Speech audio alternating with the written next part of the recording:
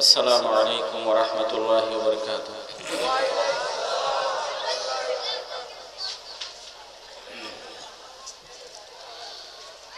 إن الحمد لله نحمده ونستعينه ونستهديه ونعوذ بالله من شرور أنفسنا ومن سيئات أعمالنا. من يهده الله فلا مضل له ومن يضلل فلا هادي له.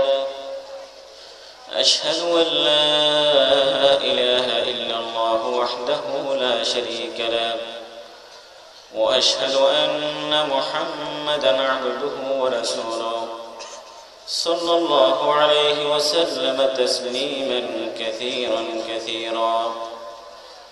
أما بعد فأعوذ بالله من الشيطان الرجيم. بسم الله الرحمن الرحيم. محمد رسول الله والذين معه أشداء على الكفار رحماء بينهم تراهم ركعا سجدا يبتغون فضلا من الله ورضوانا سيماهم في وجوههم من أثر السجود ذلك مثلهم في الإنجيل ومثلهم في التوراة. وقال تعالى والسابقون الأولون من المهاجرين والأنصار والذين اتبعوهم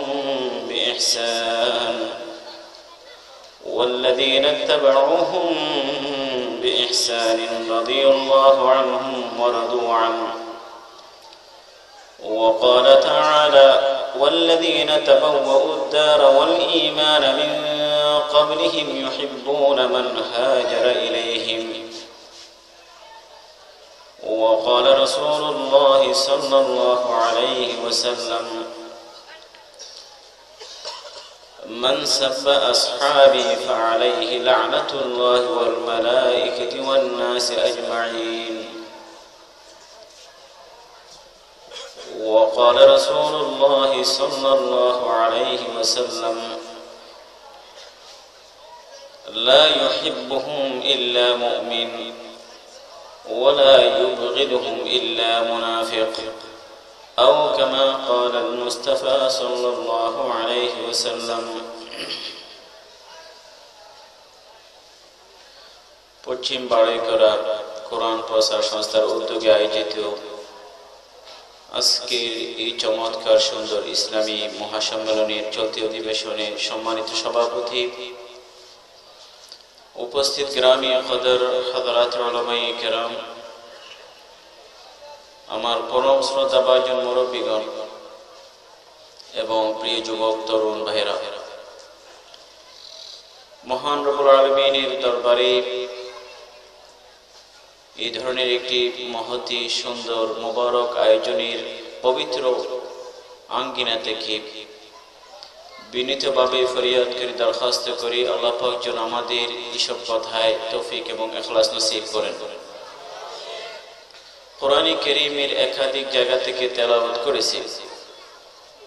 রাসূল করিম সাল্লাল্লাহু আলাইহি ওয়াসাল্লামের লাখো মোবারক হাদিস থেকে দুটি ছোট হাদিস পড়েছি।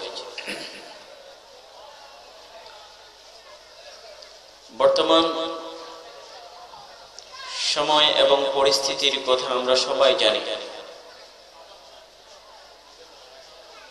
বিশেষ করে মুসলিম বিশ্বের যে কয়েকটি জনপদে রক্তকরণ হচ্ছে, মধ্যপ্রাচ্যের ইরাক, সিরিয়া, এমনকি ইয়েমেন, এবং পরবর্তী সময়ে মক্কা শরীফ, হারাম শরীফকে টার্গেট করে মিসাইল হামলা ইত্যাদি সম্পর্কে আপনারা খবরের কাগজে পড়েছেন, দেখেছেন। এমন একটি সময়ে আমি সাহাবায়ে কেরামকে নিয়ে কথা বলতে চাই, কারণ মধ্যপ্রাচ্য এবং পৃথিবীর অনেক জনপদে আমরা পৃথিবীর এই অঞ্চলে যারা বসবাস করি, আমাদের অনেকের কাছে এটি অন্য 10টির সমস্যা মতো মনে হলেও সেখানে পূর্ব পশ্চিম কুফরি শক্তির প্রত্যক্ষ এবং পরোক্ষ সহযোগিতা, শিয়ারাই যে সুন্নি মুসলমানদের চরম ক্ষতি করে যাচ্ছে সেটি আমাদের অনেকের কাছে অজানা। আমি সাহাবায়ে কেরামের মহব্বত, সাহাবায়ে কেরামের প্রতি উম্মার দায়িত্ব এবং আমাদের করণীয়, বিশেষ করে শাইখাইন হযরত আবু বকর সিদ্দিক রাদিয়াল্লাহু আনহু এবং হযরত ওমর রাদিয়াল্লাহু আনহু নিয়ে কথা বলতে চাই। রাসূলের ইন্তেকালের পরে হযরত আবু বকর সিদ্দিক রাদিয়াল্লাহু আনহু খোলাফায়ে রাশিদিনের মধ্যে এবং হযরত ওমর ইবনে খাত্তাব রাদিয়াল্লাহু আনহু কিয়ামত পর্যন্ত যারা এই উম্মার দায়িত্বভার গ্রহণ করবে, রাষ্ট্রীয় কোনো দায়িত্ব পালন করবে, তাদের জন্য এমন চমৎকার দৃষ্টান্ত নমুনা রেখে গেছেন যা কিয়ামত পর্যন্ত প্রত্যেকের কাছে অনুসরণীয় হয়ে থাকবে। প্রথমেই সাহাবায়ে কেরাম নিয়ে কথা বলার কারণ হলো, আমরা জানি এই যে আমরা যে ইসলাম আমরা মানি, অনুসরণ করি, এই ইসলাম এই পর্যন্ত আসা, বাংলাদেশ বলেন আরো পূর্বে বলেন, এই পর্যন্ত আসার পেছনে সাহাবায়ে কেরামদের সে নজির বিহীন দেয়া কুরবানি যদি না হতো, পৃথিবীর ইতিহাস ভিন্নভাবে লেখা হতো।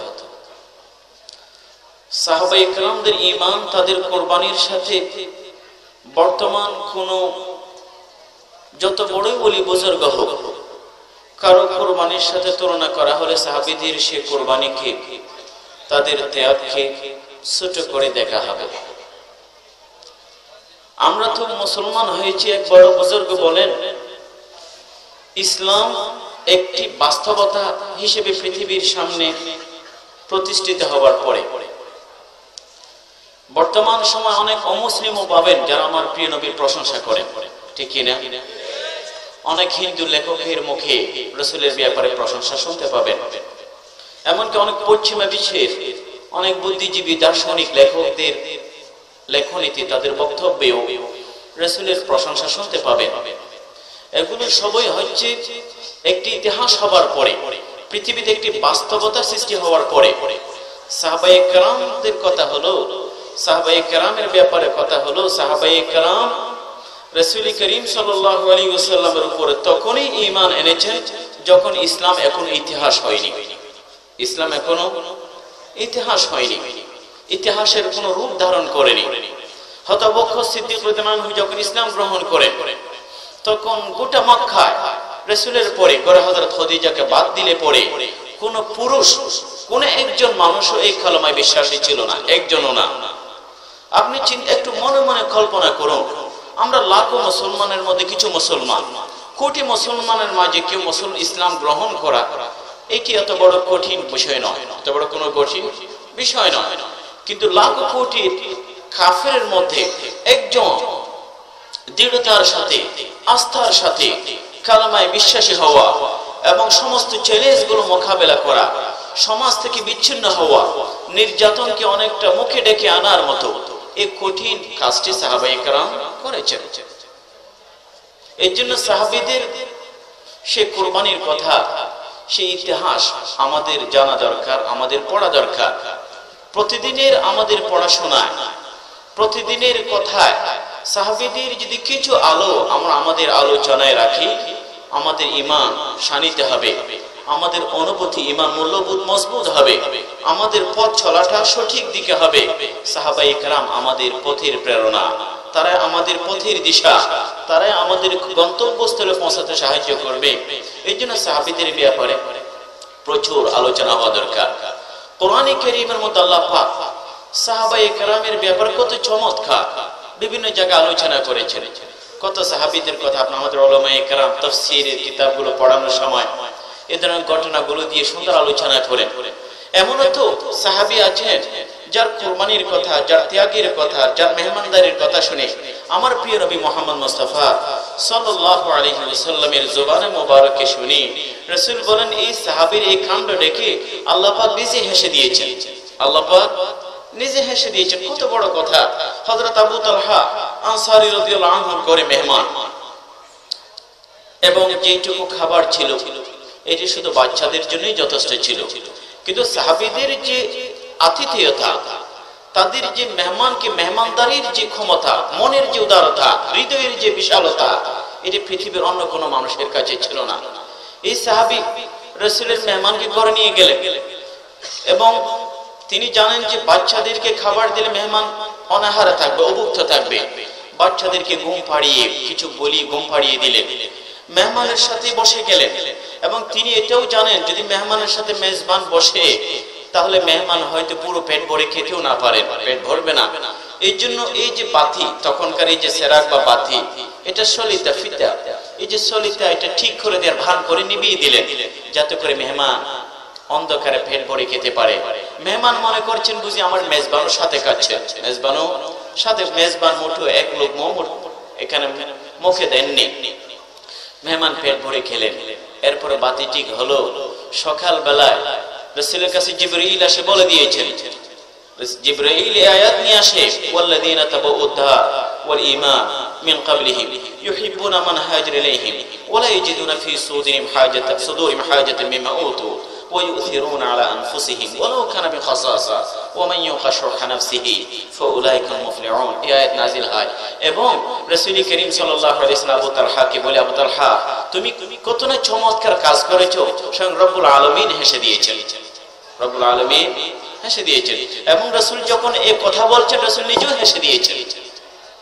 সাহাবীদের মহব্বত আমাদের অন্তরে লালন করতে হবে।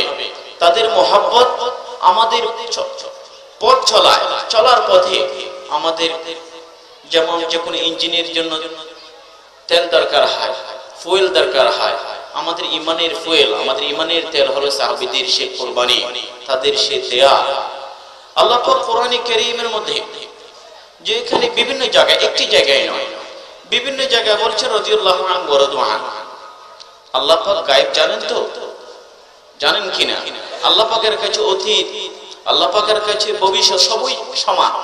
আল্লাহ পাকের সামনে ভবিষ্যৎ বা অতীত সবই সমান। তিনি যখন একথা বলেন যে আমি সাহাবীর উপর সন্তুষ্ট, তার মানে মওত পর্যন্ত, মৃত্যু পর্যন্ত এই সাহাবী এমন কোন কাজ করবেন না যাতে করে আল্লাহ পাক অসন্তুষ্ট হন। যদি কোনো বিশেষ কোনো সাহাবী কোনো কাজ করেও ফেলেন, আল্লাহ পাক একথাও জানেন ওই সাহাবী ইমিডিয়েটলি তওবা করবেন, ইমিডিয়েটলি তওবা করবেন। কারণ আল্লাহ পাক কোন ফাসিকের উপরে সন্তুষ্ট হয় না। ফা ইন্নাল্লাহা লা ইয়ারদা আনিল কওমিল ফাসিকিন। সাহাবায়ে কেরামের উপর আল্লাহ পাক যেখানে নিজের সন্তুষ্টির কথা ঘোষণা করেছেন, তার মানে প্রত্যেক সাহাবী, যেটা আমরা বলি যে আদালতে সাহাবা, এটি নিয়ে প্রত্যেক সাহাবীর মত হয়েছে। রাসূল বলেন আমার সাহাবী, তাদের ব্যাপারে তোমরা কথা মুখ উচ্চারণ করার সময় সতর্ক থাকবে, দায়িত্বশীল হবে। সাহাবীদের ব্যাপারে কবিরা কত সুন্দর কথা বলেছেন। একজন কবিতায় সাহাবীদের এই কুরবানিগুলো কবিতায় আবার কি ফুটে উঠবে। কিন্তু এই কবি দেখুন তিনি বলেন, গরজ নাই ক্যা কহूं तुझसे कि वो सहारा नशी क्या थे जहां गिरो जहां दारो जहां बानो जहां आरा। সাহাবীদের ব্যাপারে কি বলবো? মরুভূমিতে বসবাস করেছে, গোটা পৃথিবী শাসন করেছে, গোটা পৃথিবী, সারা পৃথিবীতে তাদের ক্ষমতার জয়জয়কার। তখনকার ক্রেমলিন, তখনকার হোয়াইট হাউস, যাদের নাম শুনলে কেঁপে উঠত, কাইসারো কিসরা, কাইসারো কিসরা।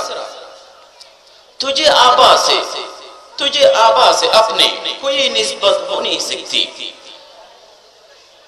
कि तू गुफ्तार वो है किरदार तो साबिर वो है सैयारा। সাহাবীদের সাথে আমাদের কি তুলনা? আমরা অনেক কথা বলি, আমাদের কাজ খুবই কম। সাহাবীরা প্রচুর কাজ করেছেন, তাদের কথা কম। আমরা এক জায়গায় বসে আছি। সাহাবায়ে কেরাম সেদিন বিমান পরিবহন এত আধুনিক যোগাযোগ মাধ্যম ছিল না, কিন্তু সাহাবীদের ৫,০০০ সাহাবী বাদ দিলে বা লক্ষ লক্ষ সাহাবায়ে কেরাম সেই সাইবেরিয়ায়, মধ্য এশিয়ায়, ইউরোপে, আফ্রিকার বনে জঙ্গলে, সে আটলান্টিক মহাসাগরের পাড়ে বিভিন্ন জায়গায় তাদের লাশ খুঁজে পাওয়া যাচ্ছে। তো কোথাও সাবেক ওহে সাইয়ারা। এই জন্য সাহাবীদের কথাগুলো বলতে হয়। সাহাবায়ে কেরাম কত কঠিন বাস্তবতার সম্মুখীন হয়েছেন। এক সাহাবী একটি প্রতিষ্ঠান, এক সাহাবী একটি ঘটনা, বরং এক সাহাবী একটি পূর্ণাঙ্গ গল্প। সাহাবীদের প্রত্যেকটি জীবনে, প্রত্যেক সাহাবীর জীবনে এমন এমন চমৎকার কথাগুলো আছে, পৃথিবী শুধু অবাক দৃষ্টিতে চেয়ে থাকবে। এটা কি সম্ভব মানুষের পক্ষে? এরকম শুধু চেয়ে থাকবে। হযরত সাওয়াদ ইবনে গাজিয়া রাদিয়াল্লাহু আনহু, বদর যুদ্ধের জন্য লাইন সারিবদ্ধ করা হচ্ছে, কাতার সোজা করা হচ্ছে। রাসূল সাল্লাল্লাহু আলাইহি ওয়াসাল্লাম যেমন একজন সেনা প্রধান, মিলিটারি অভিযান ক্যাম্পেইনের শেষ মুহূর্তে সবকিছু খুঁটিনাটি খোঁজ খবর নেন, যে সৈনিকরা কেমন আছেন, প্রস্তুতি কেমন হলো, খোঁজ খবর নিচ্ছেন এবং তিনি কাতার সোজা করছেন। সাওয়াদ ইবনে গাজিয়া লাইনের একটু হালকা আগে ছিল। রাসূল তাকে একটু নিজের বেতের গুঁতো দিয়ে সোজা করে দিলেন, সোজা করে দিলেন। সাওয়াদ ইবনে গাজিয়া বলেন, ইয়া রাসূলুল্লাহ আওজাতনি, আপনি আমাকে ব্যথা দিয়েছেন, আপনি ওয়াল্লাযী বাআসাকা বিল হক ওয়াল আদল, আপনি এই পৃথিবীতে সুশাসন, সুবিচার, ন্যায় নিয়ে আল্লাহ পাক আপনাকে পাঠিয়েছেন। আপনি যে আমাকে ব্যথা দিয়েছেন, সেই ব্যথার আমি প্রতিশোধ নেব, সেই ব্যথার আমি প্রতিশোধ নেব ইয়া রাসূলুল্লাহ। রাসূল সাল্লাল্লাহু কাপড় খুলে দিলেন, বলে তোমাকে আমি এই পেটে ব্যথা দিয়েছি, তুমি আমাকে এখানে ব্যথা দাও। সাহাবী বলেন, জীবনের সুযোগ, জীবনের সুযোগ। ওই জায়গায় চুমু দিলেন, ওই জায়গায় চুমু দিলেন এবং সাহাবী বলেন, ইয়া রাসূলুল্লাহ, আপনাকে যে কাপড় খোলার কষ্ট দিয়েছি কারণ রণাঙ্গনে এসেছি, জীবনের শেষ মুহূর্ত হতে পারে এখানে আল্লাহ পাকের সাথে সাক্ষাৎ হবে। আল্লাহ পাকের সাক্ষাতের আগে জীবনের বড় কোনো পুঁজি নেই। এটুকু বলবো যে তোমার হাবিবের দেহ মোবারকে, জিসিম মোবারকে আমার এই ছোট্ট জবানটি লেগেছিল, এই পুঁজি নিয়ে যেতে চাই। সাওয়াদ ইবনে গাজিয়া, সাহাবীরাই বলতে পারেন, ইয়া রাসূলুল্লাহ, আপনি যদি বলেন আমাদের কি পর্বত ডিঙ্গিয়ে যেতে, আমরা রাজি আছি। যদি বলেন সমুদ্রে ঝাঁপ দিতে, তাতেও রাজি আছি। আপনি যদি আগুনে পড়তে ফড়িং এর মতো, তাও পড়ব। আমরা মুসা আলাইহিস সালামের কওম, মুসারও তো কি ছিল, কওম ছিল, কিন্তু তারা নিজেদের নবীকে কি জবাব দিয়েছে?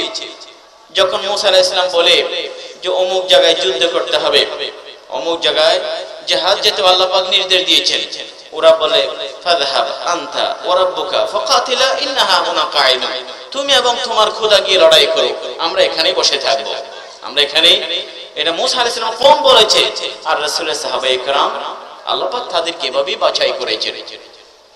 এইজন্য সাহাবায়ে কেরাম এই উম্মতের সোনালী মানুষ।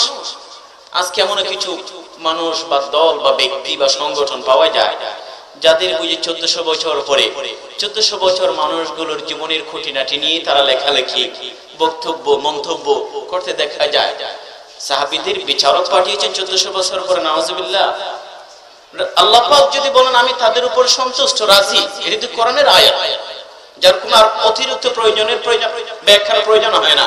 সেখানে আমি আর আপনি কে? নাউজুবিল্লাহ। 1400 বছর পরে তাদের জীবনে ঘটে যাওয়া নানা বিষয় নিয়ে আমার মন্তব্য করার লেখা আল্লাহ পাক বলেছেন তাদের ব্যাপারে রাদিয়াল্লাহু আনহু ওয়া কত জায়গা, লাকাদ রাদিয়াল্লাহু আনিল্লাযিনা ইউবাইউনাকা তাহতা শাজারা ফাআলিমা মা ফি কুলুবিহিম, সাহাবীদের অন্তরের কথা আল্লাহ পাক জানেন। ইমতিহানা কুলুবুহুম লিত্তাকওয়া, তাদের অন্তরের কথা আল্লাহ পাক জানেন। হাব্বাবা ইলাইকুমুল ঈমান, ঈমান তাদের কাছে পছন্দনীয়। কাররাহা ইলাইকুমুল কুফর ওয়াল ফুসুক ওয়াল ইসয়ান, সাহাবীদের কাছে কুফরি, পাপাচার, অনাচার, অত্যাচার এইগুলো সাহাবীদের বড় অপ্রিয় বিষয়, বড় অপ্রিয় বিষয়। সাহাবীদের ব্যাপারে তো আল্লাহ পাক খোলামেলা কথাগুলো বলে, অথচ 1400 বছর পরে আমরা এসে নানা মন্তব্য করা শুরু করেছি। রাসূল বলেন, দেখো মাপকাঠি, ঈমানের মাপকাঠি হলো সাহাবায়ে কেরাম। আমার আপনার ঈমান যদি সাহাবীদের মতো হয় সেই ঈমান আল্লাহ পাকের কাছে কবুল হবে, গ্রহণযোগ্য। যদি ফাইন আমানু বিমিসলি মা আমানতুম বি, আল্লাহ পাক বলেন তাদের ঈমান যদি তোমাদের মতো ঈমান হয়, তোমাদের ঈমানের মতো হয়, এটা আল্লাহ পাকের কাছে কবুল হবে। মাপকাঠি তারা, ক্রাইটেরিয়া। কিন্তু আজকে সাহাবীদের মহব্বতের কথা, এবং শুধু মহব্বত নয়, সাহাবীদের কুরবানির কথা। প্রত্যেক সাহাবী, আমরা তো লক্ষ লক্ষ সাহাবায়ে কেরামের কুরবানির কথা আজকে বলতে, আমি শুধুমাত্র আজকে হয়তো হযরত আবু বকর সিদ্দিক রাদিয়াল্লাহু আনহু এবং হযরত ওমর নিয়ে কিছু কথা বলতে চাই। রাসূল বলেন, দেখো আমার সাহাবীদের কোন একজন সাহাবী কেউ যদি অশালীন, অমার্জিত, দায়িত্বহীন অথবা লাগাম ছাড়া কথা বলে, তার উপরে লানত খাক, ফালাইহি লানাতুল্লাহ, আল্লাহ পাকের অভিশাপ, মালায়েকা, ফেরেশতা কুলে, ওয়ান নাস, গোটা মানবতার, গোটা বিশ্বের, ওয়ান নাস আজমাইন। আল্লাহ পাক শ্রেষ্ঠ নবীর জন্য শ্রেষ্ঠ মানুষগুলো বেছে নিয়েছেন। এবং সবচেয়ে বড় কথা হলো সাহাবীরা একটু আমল করে যে সওয়াব আল্লাহ পাক দান করেন, অনেকের 50 বছরের ইবাদত সে সওয়াব দেন না আল্লাহ পাক। আমি মোটেও অতিরিক্ত করে বলছি না, এটি রাসূল বলেন, লা তাসুবু আসহাবি ফাইন্নাহু লাউ আনফাকা আহাদুকুম মিসলা উহুদিন যাহাবান মা বালাগা মা তারাকা মুদ্দাহুম আও নাসিফাহু। তোমাদের কেউ যদি উহুদ পাহাড়, আপনারা দেখেছেন মদিনা শরীফে উহুদ পাহাড় এই সমপরিমাণ স্বর্ণ যদি তোমরা দান করো আল্লাহর রাস্তায়, সাহাবীরা যে এক মুঠো দান করেছে, সেই সওয়াব তোমরা পাবে না, সেই সওয়াব তোমরা পাবে না। এটা রাসূলের কথা, লা তাসুবু আসহাবি। সাহাবায়ে কেরাম একটি ইতিহাস, পৃথিবীর কোন নবীর ইতিহাসে বলুন তো আপনারা, তো নবীদের কোরআনে কারীম 24 থেকে 25 জন নবীর কথা আসছে। আল্লাহ পাক সব নবীদের কথা কোরআন আলোচনাও করেননি। মুসা আলাইহিস সালামের কজন সাহাবীর কথা আপনারা জানেন, সঙ্গী। ঈসা আলাইহিস সালামের 2-1 জন হাওয়ারির কথা নাম জানা যায়। কিন্তু আল্লাহ পাক রাসূলের সাহাবীদের ক্ষেত্রে আয়াত নাযিল করেছেন, বরঞ্চ এক সাহাবীর নাম তো কোরআনে উল্লেখ করেছে, হযরত যায়েদের কথা। এবং হযরত আবু বকর সিদ্দিকের কথা নাম উল্লেখ না হলেও, মাযা মুকাবি ইসনাইন আল্লাহু সালিসুহুমা ইয হুমা বিল গার সানি ইসনাইন, আবু বকরের কথা। ওয়ালা সাউফা ইয়ারদা, আবু বকরের কথা। হযরত ওমরের কথা কোরআনে কারীমের বিভিন্ন জায়গায় যারা তাফসীর পড়াশোনা করেন তারা জানেন, এগুলো হযরত ওমর, হযরত আবু বকর সিদ্দিক, তাদের ব্যাপারে আল্লাহ পাক নাযিল করেছেন। আজকে আমি শুধুমাত্র দুজন, হযরত আবু বকর সিদ্দিক রাদিয়াল্লাহু আনহু এবং হযরত ওমর ইবনে খাত্তাব রাদিয়াল্লাহু আনহু, তাদের আলোচনার পিছনে দুটি কারণ আছে মূলত। কারণ প্রথমত কথা হলো, এরা 181টি হাদিস আছে। 100 কয়টি হাদিস? 81 হাদিস আছে, যে 181 হাদিসের মধ্যে রাসূল নিজের হযরত আবু বকর সিদ্দিকের প্রশংসা করেছেন, 181টি হাদিস। এবং 88টি হাদিস এমন আছে যেখানে হযরত আবু বকর, হযরত ওমর একসাথে। 17টি হাদিস আছে যেখানে হযরত ওসমান সহ। 14টি হাদিস আছে যেখানে 4 জন খলিফায়ে রাশিদিন, 4 জনের কথা একসাথে আসছে। 181টি হাদিস হযরত আবু বকর সিদ্দিক রাদিয়াল্লাহু আনহুর মর্যাদার কথা। এবং এই দুজন সাহাবীকে আল্লাহ পাক রাসূলের শুধু জীবত দশায় নয়, রাসূলের প্রিয় নবীর জীবত দশায় নয়, কিয়ামত পর্যন্ত রাসূলের পাশে থাকার সৌভাগ্য কার হয়েছে বলুন তো? মদিনা শরীফে রাসূলের পাশে কে দুজন শুয়ে আছে? হযরত আবু বকর সিদ্দিক রাদিয়াল্লাহু আনহু এবং হযরত ওমর ইবনে খাত্তাব রাদিয়াল্লাহু আনহু। এরা রাসূলের শুধু সাহাবী নন, এরা দুজন আবার রাসূলের শ্বশুর। রাসূলের হযরত ওমরের মেয়ে হাফসাকে বিয়ে করেছেন, হযরত আবু বকর সিদ্দিকের মেয়ে আয়েশাকে রাসূল বিয়ে করেছেন। আল্লাহ পাক জানেন যে নিজের এই দুজন ইসলামের গুরুত্বপূর্ণ ব্যক্তিত্ব, যে কোনো মুহূর্তে রাসূলের ঘরে আসতে হবে, নানা পরামর্শ, নানা প্রয়োজনে, যে কোনো মুহূর্তে যারা হয়তো রুটিন সময় তারা এখানে পালন করবেন না, রাসূল যে কোনো মুহূর্তে তাদেরকে ডেকে পাঠাতে পারেন, তাদের বিশেষ যে কোনো মুহূর্তে আসতে হবে। এই জন্য আল্লাহ পাক তাদের রাসূলের ঘরে দুজনের মেয়ে রেখেছেন, যাতে করে তাদের আসা যাওয়ার পথে আর কোনো সমস্যা না হয়। হযরত আয়েশা সিদ্দিকা এবং হযরতে হাফসা রাসূলের দুজন স্ত্রী। আজকে তারা দুজন ইসলামের 4 খলিফার মধ্যে তারা প্রথম দুজন, হযরত আবু বকর সিদ্দিক এবং হযরত ওমর ইবনুল খাত্তাব শাইখাইন। এই দুজনের ব্যাপারে শিয়াদের চরম বিষেধগার। তারা নাউযুবিল্লাহ, আমি নিজের অন্য কারো বলা লেখার কথা নয়, আমি নিজের চোখে দেখা কানে শুনেছি। এক সময় 2-3 বছর আগে লেবাননে ছিলাম, বৈরুতে। সেখানে শিয়া বেশি, খ্রিস্টানও বেশি। টেলিভিশন চ্যানেল শিয়াদের যখন ওমরের নাম আসে, ওমর ইবনুল খাত্তাব রাদিয়াল্লাহু আনহু, আমরা কি বলি? আমিরুল মুমিনিন, ঠিক কি না? আর শিয়ারা কি বলে জানেন? আমিরুল ফুসাক, আমিরুল ফাসিকিনদের আমির। নাউযুবিল্লাহ, ফাসিকদের মুসলমান মনে করে না, নাউযুবিল্লাহ কাফির বলে, ওয়া ইয়াযু বিল্লাহ। এই দুজনের বিরুদ্ধে তাদের অন্তরে আগুন, হিংসার আগুন জ্বলে সব সময়। এইজন্য আমরা দুজনের কথা বলতে, তারা রাসূলের সবচেয়ে প্রিয় দুজন সাহাবী। প্রথমে হযরত আবু বকর সিদ্দিক রাদিয়াল্লাহু আনহু। রাসূল 181টি হাদিসের মধ্যে আবু বকর সিদ্দিকের কথা বলেছেন। আবু বকর রাদিয়াল্লাহু আনহু, আবার আবু বকর নিয়ে তো নাউযুবিল্লাহ আমাদের এক কোলাঙ্গার লেখক, দেশের বাইরে থাকে, নাম জানেন তো? সে ওই কবিতারও লেখক, যে কবিতা আমাদের জানেন তো, শহীদ মেরারে যে এক সাগরে এসে বলে, ওই লেখক আবু বকরকে নাউযুবিল্লাহ বলে যে ছাগলওয়ালা। আবু বকর মানে কি? নাউযুবিল্লাহ কি বলে? বকরি, ছাগল ইত্যাদি বিকৃতি করে। আমি আজকে পরিষ্কার করতে চাই, উলামায়ে কেরাম আছেন, বকরুন মানে বাকারা, বাকারা, এই 3টি অক্ষর যেখানেই থাকে আরবির মধ্যে প্রথম, আরবির মধ্যে প্রথম যে কোনো জিনিসের মধ্যে এই 3টি অক্ষর ব্যবহার হয়। বাকুরা বলা হয় প্রথম ফল, বাকুরা বলা হয় প্রথম ফল। বুকুর বলা হয় দিনের প্রথম অংশ, সকাল বেলা, সকাল। বাকেরা, যে যার বিয়ে আগে হয়নি, প্রথম কারো স্ত্রী হলো। চোখ লম্বা কথা। হযরত আবু বকর মানে হলো, ওনার আসল নাম আব্দুল্লাহ ইসমান, আব্দুল্লাহ ইবনে উসমান রাদিয়াল্লাহু। এটা হযরত আবু বকর সিদ্দিকের নাম, অনেকে আমরা আবু বকর নাম মনে করি, আসল নাম ছিল আব্দুল্লাহ ইবনে উসমান রাদিয়াল্লাহু আনহু। আবু বকর জীবনের সবকিছুতেই প্রথম, জীবনে সবকিছুতেই প্রথম। এইজন্য আবু বকর কেন প্রথম? হযরত ওমর ইবনুল খাত্তাব নিজে বলেন, ওয়াল্লাযী নাফসি বিয়াদিহি মা ইস্তাবাকনা ইলা খায়রিন কাত ইল্লা ওয়াসাবাকনা ইলাইহি। আল্লাহ পাকের কসম, আমি ওমর জীবনে যে কোনো ভালো কাজে হযরত আবু বকরের সাথে যে কোনো ভালো কাজে প্রতিযোগিতা করেছি, আমি কোনোদিন প্রথম হতে পারিনি। আবু বকর প্রথম হয়েছে। আবু বকর কি হয়েছে? প্রথম হয়েছে। যেখানে হয়তো ওমর প্রথম হতে পারেননি, অন্য সাহাবীদের কথা আপাতত পরে রাখেন। আবু বকর সিদ্দিক রাদিয়াল্লাহু আনহু, তিনি প্রথম ইসলাম গ্রহণ করেছেন, তিনি প্রথম ইসলাম গ্রহণ করেছেন, তিনি প্রথম বাইতুল মাল গঠন করেছেন, তিনি প্রথম রাসূলের পরে খলিফা হয়েছেন, তিনি প্রথম রাসূলের পরে জান্নাতে যাবেন। সব সাহাবীদের মধ্যে রাসূলের পরে প্রথম কে যাবে? আবু বকর সিদ্দিক রাদিয়াল্লাহু আনহু। তিনি প্রথম কোরআন সংকলন করেছেন, তিনি প্রথম এই কোরআনকে মুসহাফ নাম দিয়েছেন, তিনি প্রথম। এইজন্য আবু বকর সবকিছুতেই প্রথম তিনি।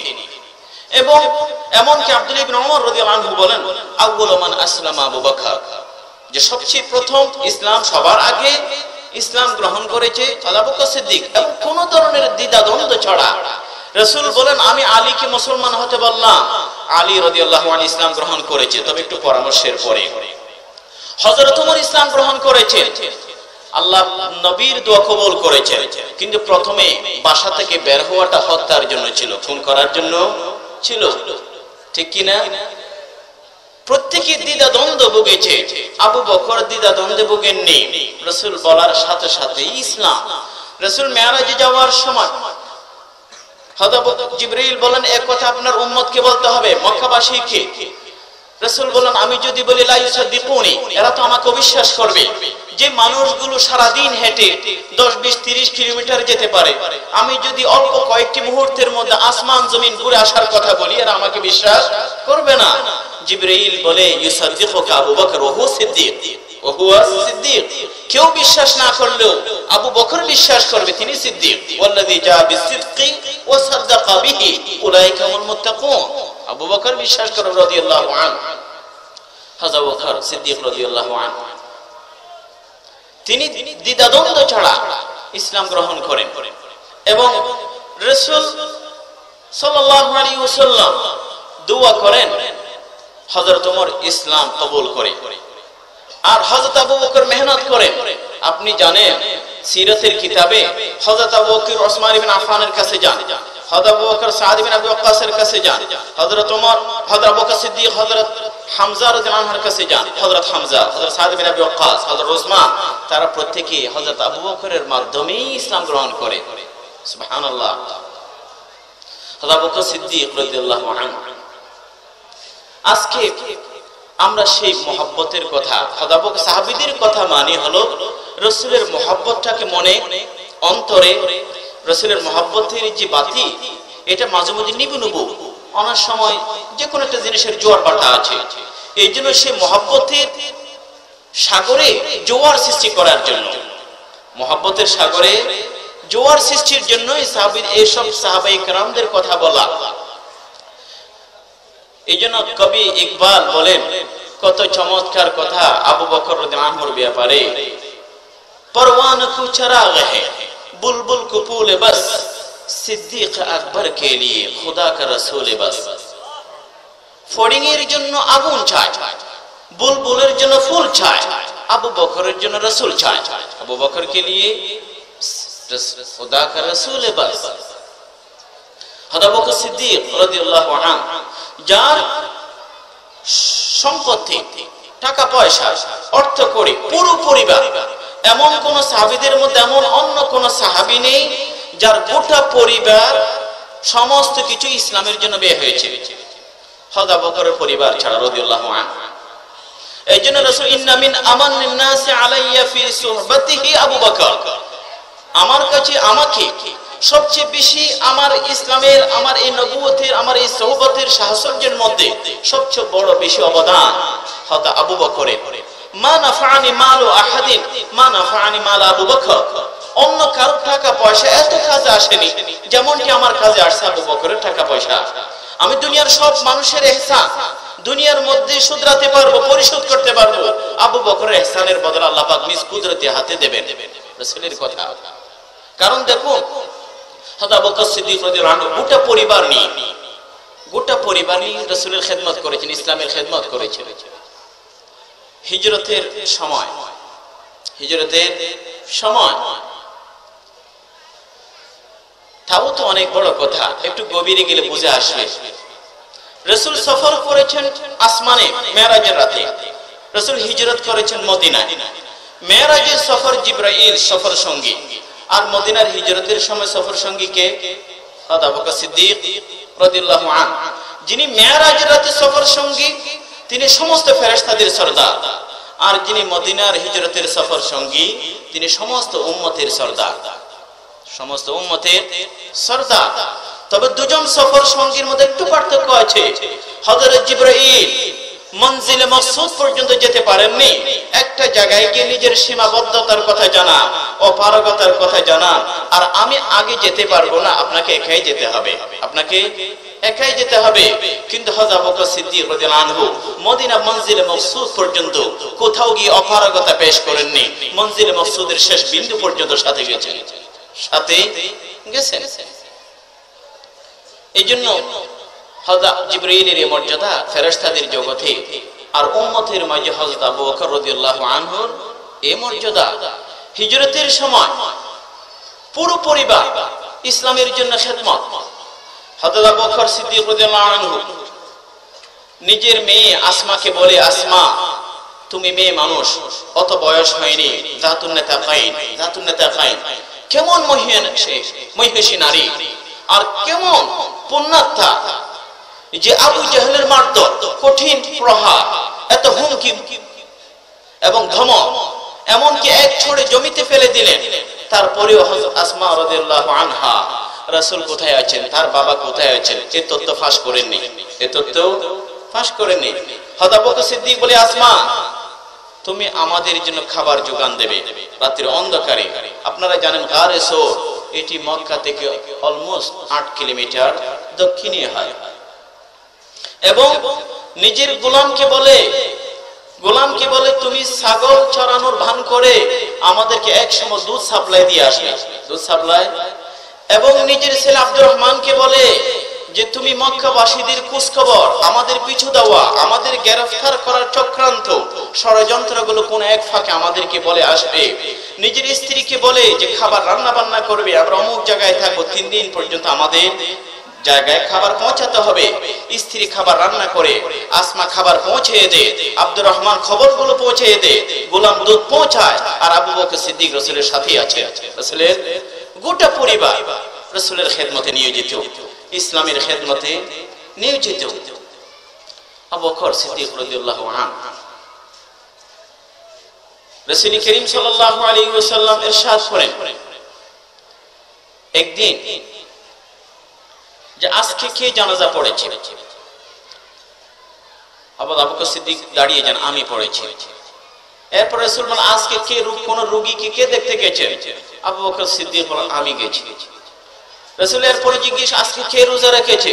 আবু বকর সিদ্দিক বলেন ইয়া রাসূল আমি রোজায় আছি। আমি যে কোনো আমল সময় জিজ্ঞেস করলে আর কেউ না দাঁড়ালেও আবু বকর সিদ্দিক দাঁড়িয়ে যান, আবু বকর সিদ্দিক দাঁড়িয়ে যান। তখন রাসূল বলেন সাল্লাল্লাহু আলাইহি ওয়াসাল্লাম বেহেশতের 8টি দরজা, বেহেশতের 8টি দরজা, তবে দরজাগুলো ভাগ আছে। কিছু মানুষ বেশি নামাজের কারণে মিন বাবিস সালাহ, কেউ রোজা বেশি রাখার কারণে মিন বাবির রিয়া, এক এক দরজা দিয়ে যাবে। তবে রাসূল বলেন এমন এক সৌভাগ্যবান ব্যক্তি আছে যাকে বেহেশতের সব কর্তৃদের আহ্বান করবে, আপনি আমাকে দিয়ে আসুন, আমাকে দিয়ে। আবু বকর সিদ্দিক রাদিয়াল্লাহু আনহু জিজ্ঞেস করেন ইয়া রাসূলুল্লাহ সে সৌভাগ্যবান ব্যক্তিকে যে বেহেশতের সবকটি দরজা তাকে স্বাগত জানানোর জন্য অপেক্ষায় থাকবে? রাসূল বলেন আরজু আন তাকুনা মিনহু, আমি তো আশা করি সেই তুমি সৌভাগ্যবান ব্যক্তি যাকে বেহেশতের সবকটি দরজায় ডাকবে। এটা আমলের মাধ্যমেই হয়েছে, এটা হয় না রাসূলের মুহাব্বত, রাসূলের পরিস্থিতির সামনে যারা মাথা নিচু করেনি, যারা হযরত আলী রাদিয়াল্লাহু নিজেই বলেন দেখো মুসা আলাইহিস সালামের সময় আপনারা জানেন রাজুলুম মিন আলে ফিরআউন ইয়াকতুমু ঈমানাহু, সেখানে এক লোক ছিল নিজের ঈমানটাকে লুকিয়ে রেখে মুসা আলাইহিস সালামকে রক্ষা করেছিল। আর রাসূল করিম সাল্লাল্লাহু আলাইহি ওয়াসাল্লামকে একদিন মক্কাবাসীরা হারাম শরীফের পাশে জুলুম করে, নির্যাত মারধর করে।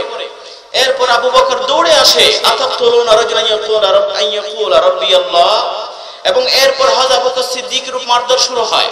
একটা পর্যায়ে তিনি অজ্ঞান হয়ে পড়ে, নিজের মা আসে কিছুক্ষণ পরে, মা সন্তানকে, সন্তান তো যত বড়ই হোক মায়ের সামনে ছোটই হয়, মায়ের সামনে ছোটই হয়। এই সন্তানকে আদর পানি দিয়ে খুশ জ্ঞান ফিরল, কিন্তু প্রথম শব্দ কি জানেন? মা ফয়লা বিরাসূলিল্লাহ, আমার হাবিব কেমন আছে। মা বলে কিছু খাবার খাও, তিনি আল্লাহ পাকের কসম মুখে খাবার দেব না যতক্ষণ আমি আমার হাবিব কেমন আছে সে বিষয়ে যদি নিশ্চিত না হই। মা সন্তানকে আবু বকর রাদিয়াল্লাহু আনহুকে রাসূলের কাছে নিয়ে আসেন। রাসূল করিম সাল্লাল্লাহু আলাইহি ওয়াসাল্লামকে চেহারা মোবারক দেখার পরে তখন তিনি বলেন এখন আমার দুনিয়ার যত বড় মুসিবতই হোক এগুলো সবই আমার কাছে বড় বিষয়, হালকা বিষয়। এরপরে মুখে খাবার দিয়েছেন। হযরত আলী রাদিয়াল্লাহু আনহু বলেন যে মুসা আলাইহিস সালামের সেই লোক উত্তম নাকি হযরত আবু বকর সিদ্দিক উত্তম? এখানে দুজনেই নিজের নবীকে সাহায্য করেছেন। মানুষ চুপচাপ নীরব, কেউ কথা বলেন না। হযরত আলী রাদিয়াল্লাহু আনহু বলেন হযরত আবু বকর সিদ্দিক রাদিয়াল্লাহু আনহু, হযরত আবু বকর সিদ্দিক রাদিয়াল্লাহু আনহু ওই মুমিনের চেয়ে কোটি গুণ উত্তম। কারণ মুসা আলাইহিস সালামের সেই মুমিন তো কোরআন বলে নিজের ঈমানটাকে গোপন রেখেছিল, আবু বকর সিদ্দিক নিজের ঈমান গোপন রাখেননি, নিজের ঈমান গোপন রাখেননি। হযরত আবু বকর সিদ্দিক রাদিয়াল্লাহু আনহু রাসূল করিম সাল্লাল্লাহু আলাইহি ওয়াসাল্লামের কাছে এত বেশি প্রিয়। একদিন আবু দারদা হাঁটছেন, আবু দারদা কিন্তু আবু বকরের আগে আগে হাঁটছেন। রাসূল নিজেই চাইতেন সাহাবীদের মধ্যে আবু বকরকে প্রত্যেককে সম্মান করুক, মর্যাদা দিক। তিনি বলেন ইয়া আবু দারদা লিমাযা তামশি আমামা রাজুলিন লাম তাতলু'আশ শামসু আলা খায়রিন মিন। ইয়া আবু দারদা তোমার কি সাহস, এমন একটা লোকের আগে আগে হাঁটছো সামনে সামনে যার চেয়ে উত্তম কোন মানুষের উপরে পৃথিবীর সূর্য উদিত হয়নি। এই পৃথিবীর সূর্য অর্থাৎ এই পৃথিবীতে আবু বকরের চেয়ে উত্তম আর কেউ নেই, এমন একটা লোকের সামনে আগে আগে হাঁটছো। আবু দারদা রাদিয়াল্লাহু আনহু তিনি বলেন আর জীবনেও আমি হযরত আবু বকরের আগে হাঁটিনি কখনো, আর রাসূলের কথা শোনার পরে কোনোদিন আগে আর হাঁটিনি। রাসূল সাল্লাল্লাহু আলাইহি ওয়াসাল্লাম কত মর্যাদা আবু বকর সিদ্দিক রাদিয়াল্লাহু আনহুকে,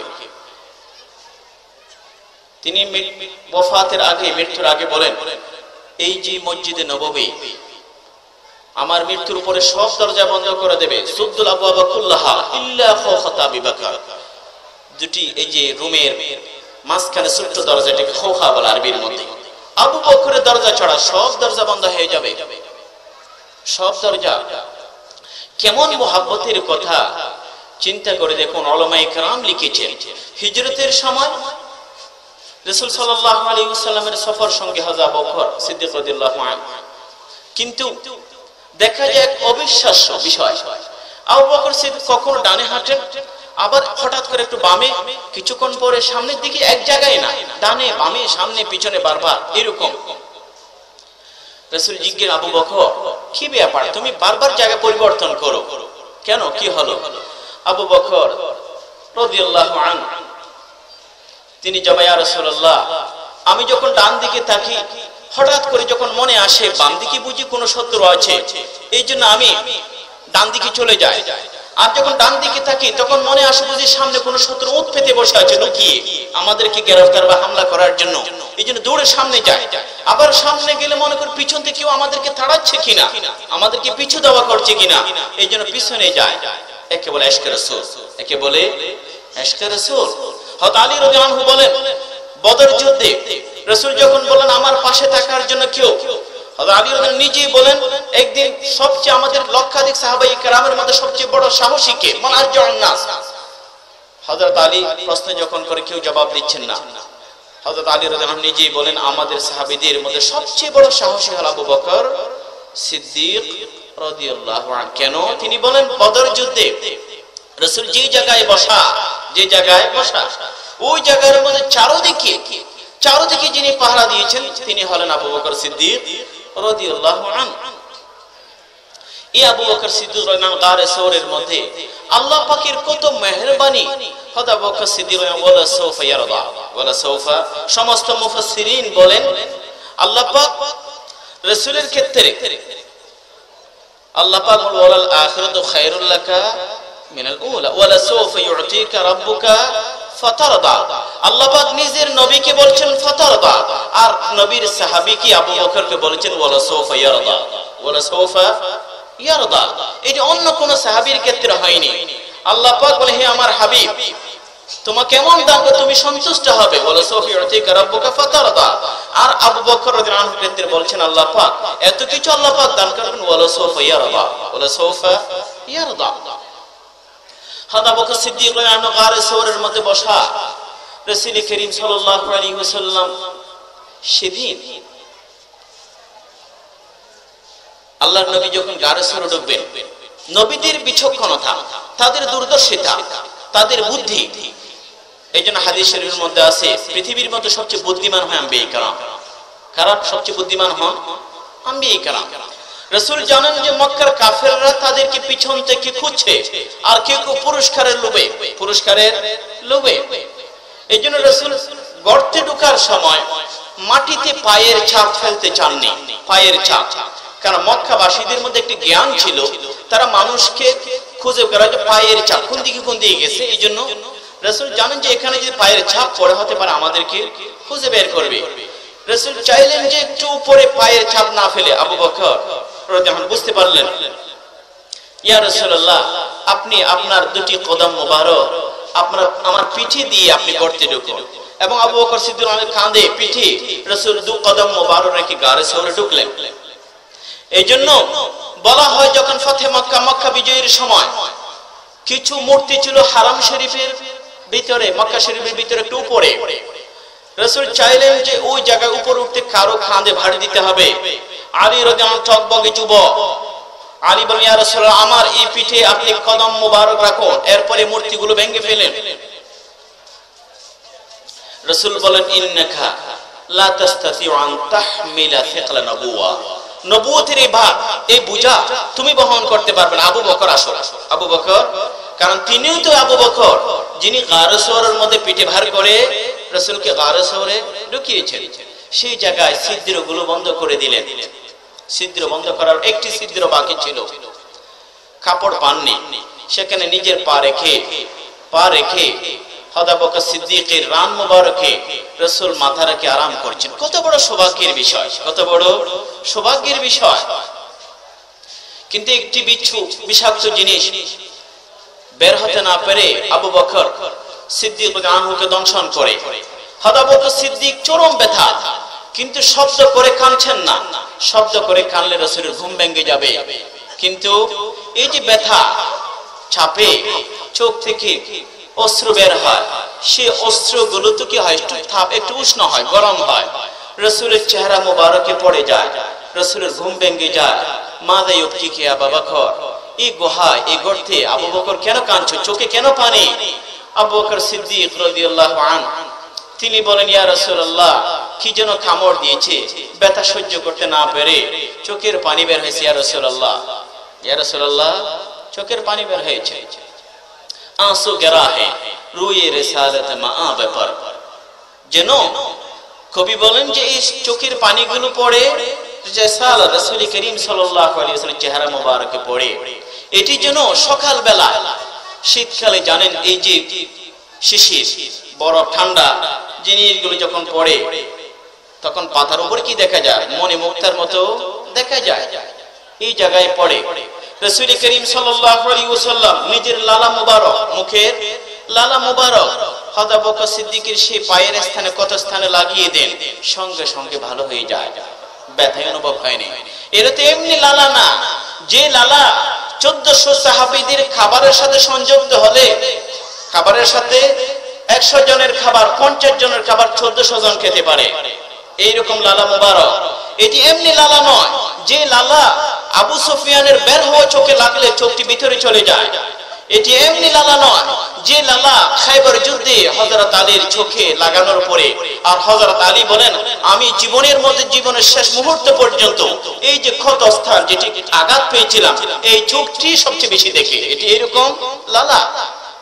রাসূল সেই লালাগুলো হযরত বকর সিদ্দিকের পায়ে লাগিয়ে দেন, সুস্থ হয়ে যায়। সেই হিজরতের কথা আসলে হযরত বকর সিদ্দিক রাদিয়াল্লাহু আনহু রাসূলের বড় প্রিয় সাহাবী। উলামায়ে কেরাম বলেন, হযরত আলী রাদিয়াল্লাহু আনহু হিজরতের রাতে আল্লাহ পাক কত বড় মর্যাদা দান করেছেন। আলী রাসূলের বিছানা মুবারকে এক রাতের জন্য শুয়েছেন, ঠিক কি না? কেন? আমানতগুলো, মক্কার কাফেরদের আমানতগুলো তাদের কাছে পৌঁছিয়ে দেবার জন্য, তাদের কাছে পৌঁছিয়ে দেবার জন্য। এটিও তো বলতে হয় যে মক্কাবাসীরা রাসূলের কাছে ওহী আসে এটা বিশ্বাস করে না, রাসূলের কাছে ওহী আসে, কোরআন আসে, এটি বিশ্বাস করে না। তবে জীবনে তাদের সবচেয়ে দামি জিনিসগুলো রাখার জন্য রাসূলকে বিশ্বাস করে, রাসূলকে বিশ্বাস করে। তাদের কাড়ি কাড়ি জিনিসগুলো আল্লাহর নবীর কাছে রেখে যায়। আর আল্লাহর নবী সাল্লাল্লাহু আলাইহি ওয়াসাল্লাম হিজরতের রাতে আলীকে বলেন যে আমি চলে যাচ্ছি, তুমি এগুলো পৌঁছিয়ে দেবা। আমাদের উলামায়ে কেরাম অনেক গভীরে যায়।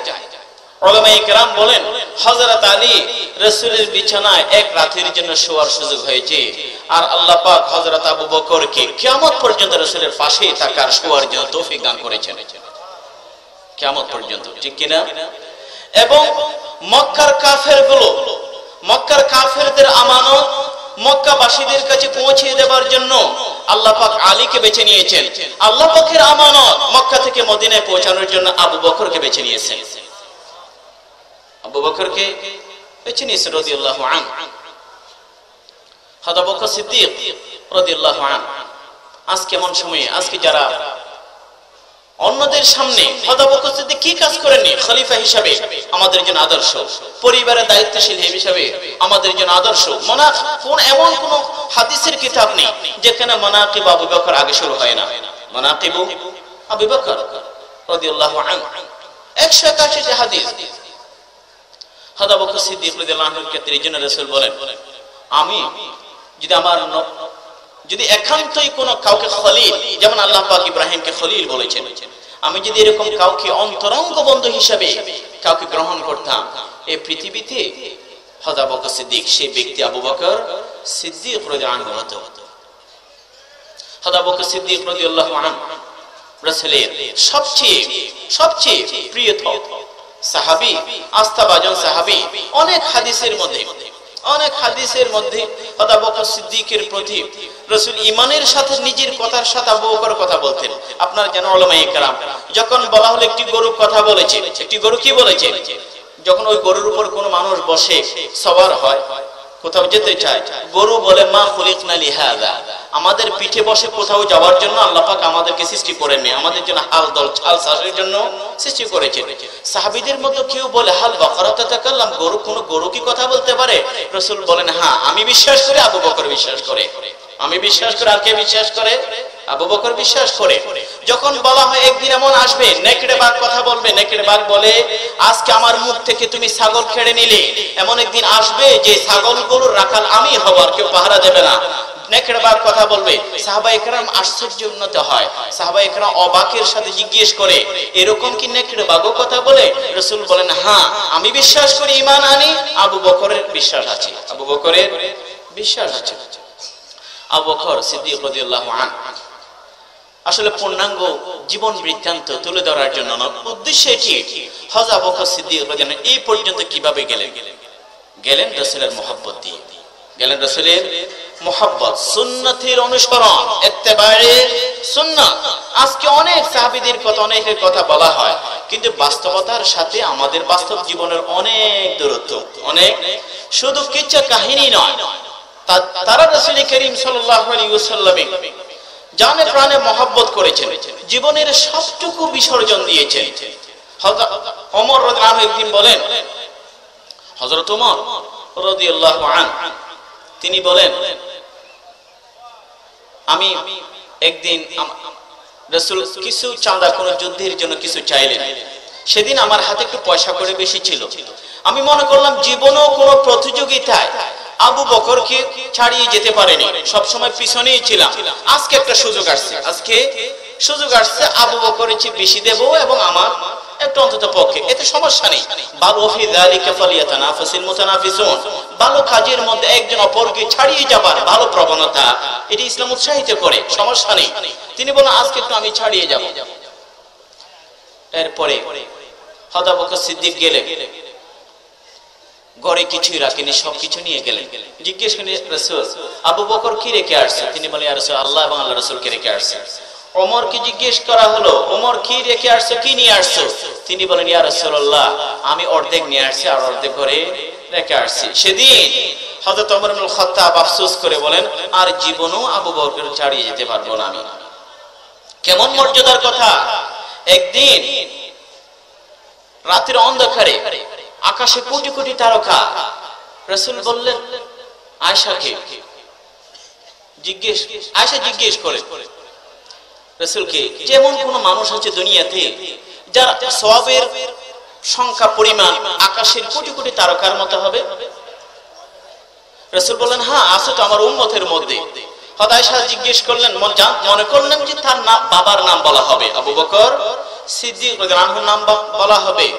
রাসূলকে জিজ্ঞেস, ইয়া রাসূলুল্লাহ, সে সৌভাগ্যবান ব্যক্তি কে? রাসূল বলেন ওমর ইবনে খাত্তাব। ওমর ইবনে খাত্তাব। আয়েশা আর কোনো কথা বলে চুপচাপ বসে আছেন।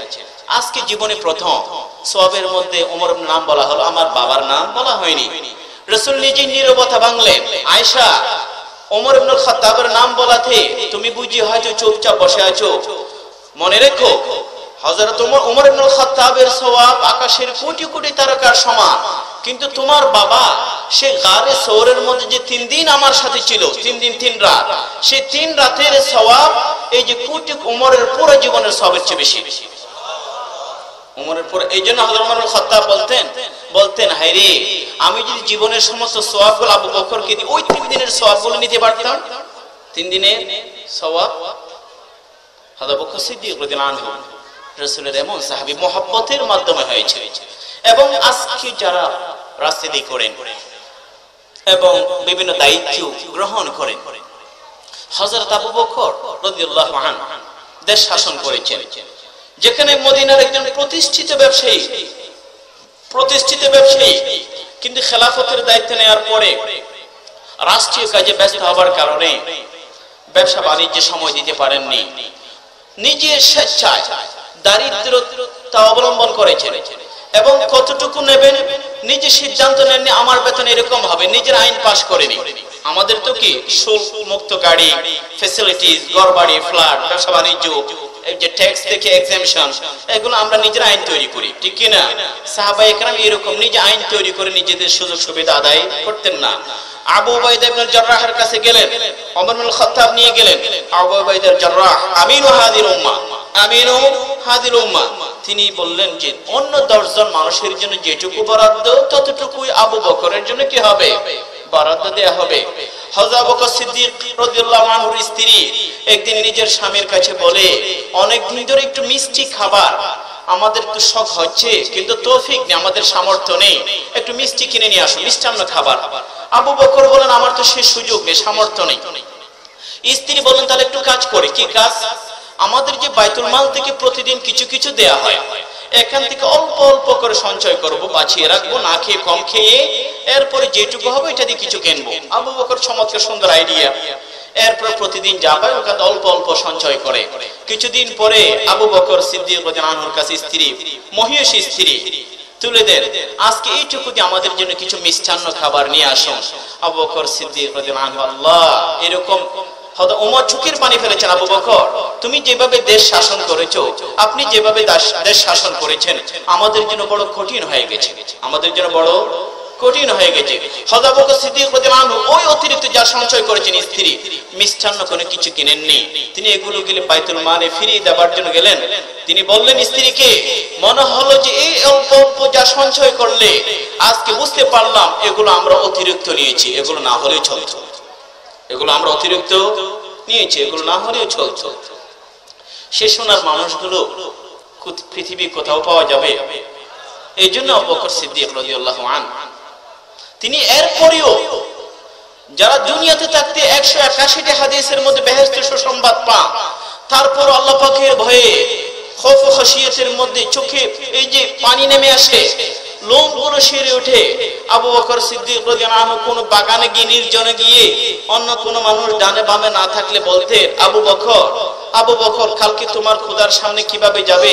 হায়রে তুমি যদি একটু মাটি হতে, হায়রে তুমি যদি ফাঁকি হতে, হায়রে যদি তোমার মা যদি তোমাকে জন্ম না দিত, হায়রে তুমি যদি কোনো মুমিনের যদি একটু চুল হতে পারতে, কোনো মুমিনের একটু যদি চুল হতে। খৌফ খাশিয়াত, ভয় ভীতি আল্লাহ পাকের। আবু বকর সিদ্দিক রাদিয়াল্লাহু আনহু সাহাবীদের মুহাব্বত লালন করা, এটি ঈমানের ফরিজা। তাদের কুরবানির কারণে আজকে আমরা এই চক্ষু আমাদের পর্যন্ত ইসলাম আসা। হযরত আবু বকর সিদ্দিক রাদিয়াল্লাহু আনহু, আসলে সময় দ্রুতই যায়। ওমর ইবনে খাত্তাব রাদিয়াল্লাহু আনহুর কথাও কিছু বলার আপনাদের শুরু বলে, দুইজন অন্তত পক্ষে। ওমর ইবনে খাত্তাব রাদিয়াল্লাহু আনহু, আমরা সমস্ত মুসলিম উম্মাহ বিশ্বাস করে এই উম্মতের মধ্যে আবু বকর সিদ্দিক রাদিয়াল্লাহু আনহুর পরে দ্বিতীয় সবচেয়ে বেশি মর্যাদাবান সাহাবী হলেন ওমর ইবনে খাত্তাব রাদিয়াল্লাহু আনহু, এবং যিনি ইসলাম গ্রহণ করেছেন রাসূলের দোয়ার কারণে। একদিন রাসূল করিম সাল্লাল্লাহু আলাইহি ওয়াসাল্লাম আল্লাহ পাকের দরবারে হাত তুলে বলেন, ইয়া আল্লাহ, আল্লাহুম্মা, আল্লাহ পাকের কাছে রাসূল দোয়া করেন, আইয়িদিল ইসলাম বিআহাব হাদাইন রাজুলাইন বিআবি জাহল ওয়া ওমর ইবনে খাত্তাব। হে আল্লাহ, আজকে আমার সাহাবীরা মক্কায় অবস্থায় আছে, এই ইসলামের একটু শক্তি যোগাও। এই দুজনের মাঝে যে বেশি তোমার কাছে প্রিয়, আবু জাহল অথবা ওমর ইবনে খাত্তাব? আল্লাহ পাকের কাছে ওমর ইবনে খাত্তাব বেশি প্রিয় ছিল। এই জন্য ওমর ইবনে খাত্তাবের এই কপাল খুলে গেছে রাসূলের দোয়ায়, রাসূলের দোয়ায়। কত বড় মহান সাহাবী ওমর ইবনে খাত্তাব রাদিয়াল্লাহু আনহু। সাহাবীদের মধ্যে এক এক সাহাবী, আমরা বলি না যে হার করে রঙে বইয়ে দিগারাস, প্রত্যেক ফুলের আলাদা রং, আলাদা স্বাদ, আলাদা গ্রান, আলাদা। হযরত আবু বকর সিদ্দিক রাদিয়াল্লাহু আনহু ফুল, এই ফুলের গ্রান ভিন্ন। ওমর ইবনে খাত্তাব একটি ফুল, সেই ফুলের গ্রান ভিন্ন। ওমর ইবনে খাত্তাব রাদিয়াল্লাহু আনহুর ব্যাপারে রাসূল বলেন, ওয়াল্লাযী বা'আসাকা বিল হক, যে মা লাকিয়াকা শাইতানু সালিকান ফাজ্জান ইল্লা সালাকা শাইতানু ফাজ্জান গায়রা ফাজ্জি। ওমর একদিন রাসূলের ঘরে কিছু মহিলা, সেদিনের দুফ বলা হয় যে একদিকে খোলা থাকে তবলার মতো, একদিন এক্স্যাক্টলি তবলা না, যেটা একদিকে তাদের বিয়ে বাড়িতে অনুষ্ঠানে এরকম কিছু আওয়াজ করার জন্য ব্যবহার করে। আবু বকর রাদিয়াল্লাহু আনহু আসলেন, এই মহিলারা কাজ বন্ধ করেনি।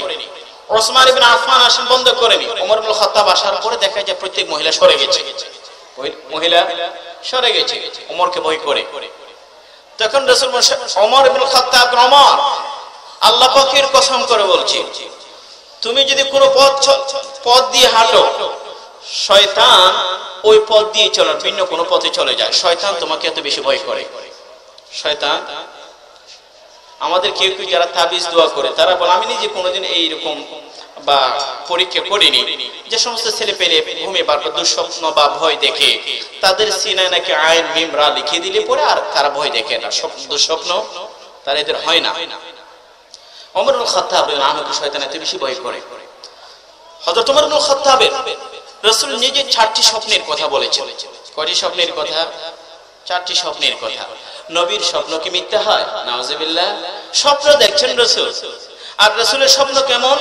আম্বিয়া কেরামের চোখ ঘুমায়, অন্তর ঘুমায় না, কলব ঘুমায় না। হাদিসের কথা রাসূল নিজেই বলেন, যখন স্বপ্নে দেখেন লোক একটা বল ফেরেশতা, ফেরেশতা বলে ইন্নার রাজুলা নাইম, ইন্নার রাজুলা নাইম।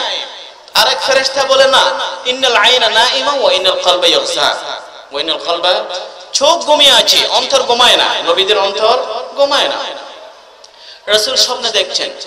একটি স্বপ্ন হলো এরকম, রাসূল বলছেন, বাইনা আনা নাইম ওয়া রাআইতুনি ফিল মানামি বিরুমাইসা ইমরাত আবি তালহা। স্বপ্নে দেখলাম বেহেশতের মধ্যে আমি, এবং বেহেশতের মধ্যে আবু তালহার স্ত্রী রুমাইসাকে দেখলাম। এরপরে দেখলাম একটু পরে খসখসাতা বেলাল, বেলালের জুতার শব্দ। এরপরে একটু দেখলাম বিশাল স্বর্ণের প্রাসাদ।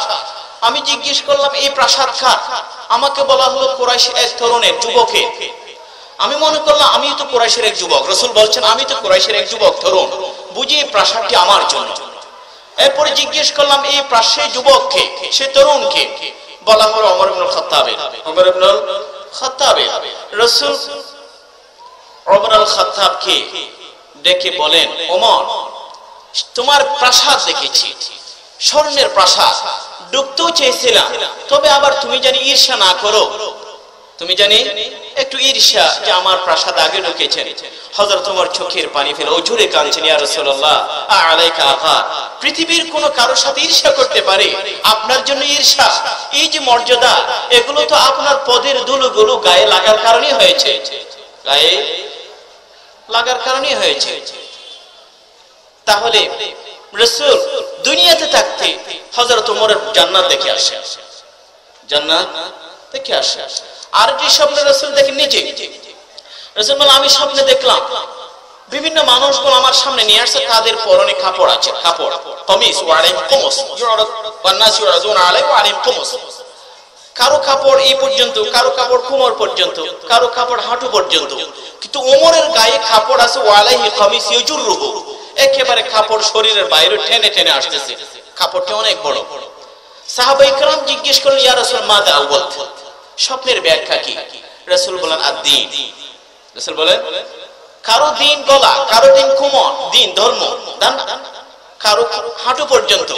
তবে ওমর দিন কেমন অনুসরণ করে, শুধু শরীর পর্যন্ত, শরীরের বাইরেও তার দ্বীনের কাপড়, শরীরের বাইরেও তার দ্বীনের কাপড়।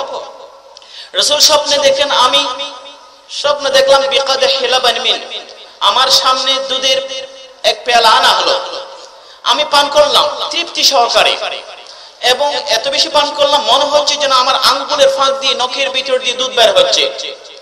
এরপর অবশিষ্ট কিছু দুধ ছিল, এগুলো আতাইতু ফাদিল ওমর, ওমরকে দিয়ে দিলাম। সাহাবায়ে কেরাম জিজ্ঞেস করলেন, ইয়া রাসূল মাযা আউয়াল, কিভাবে এটার ব্যাখ্যা?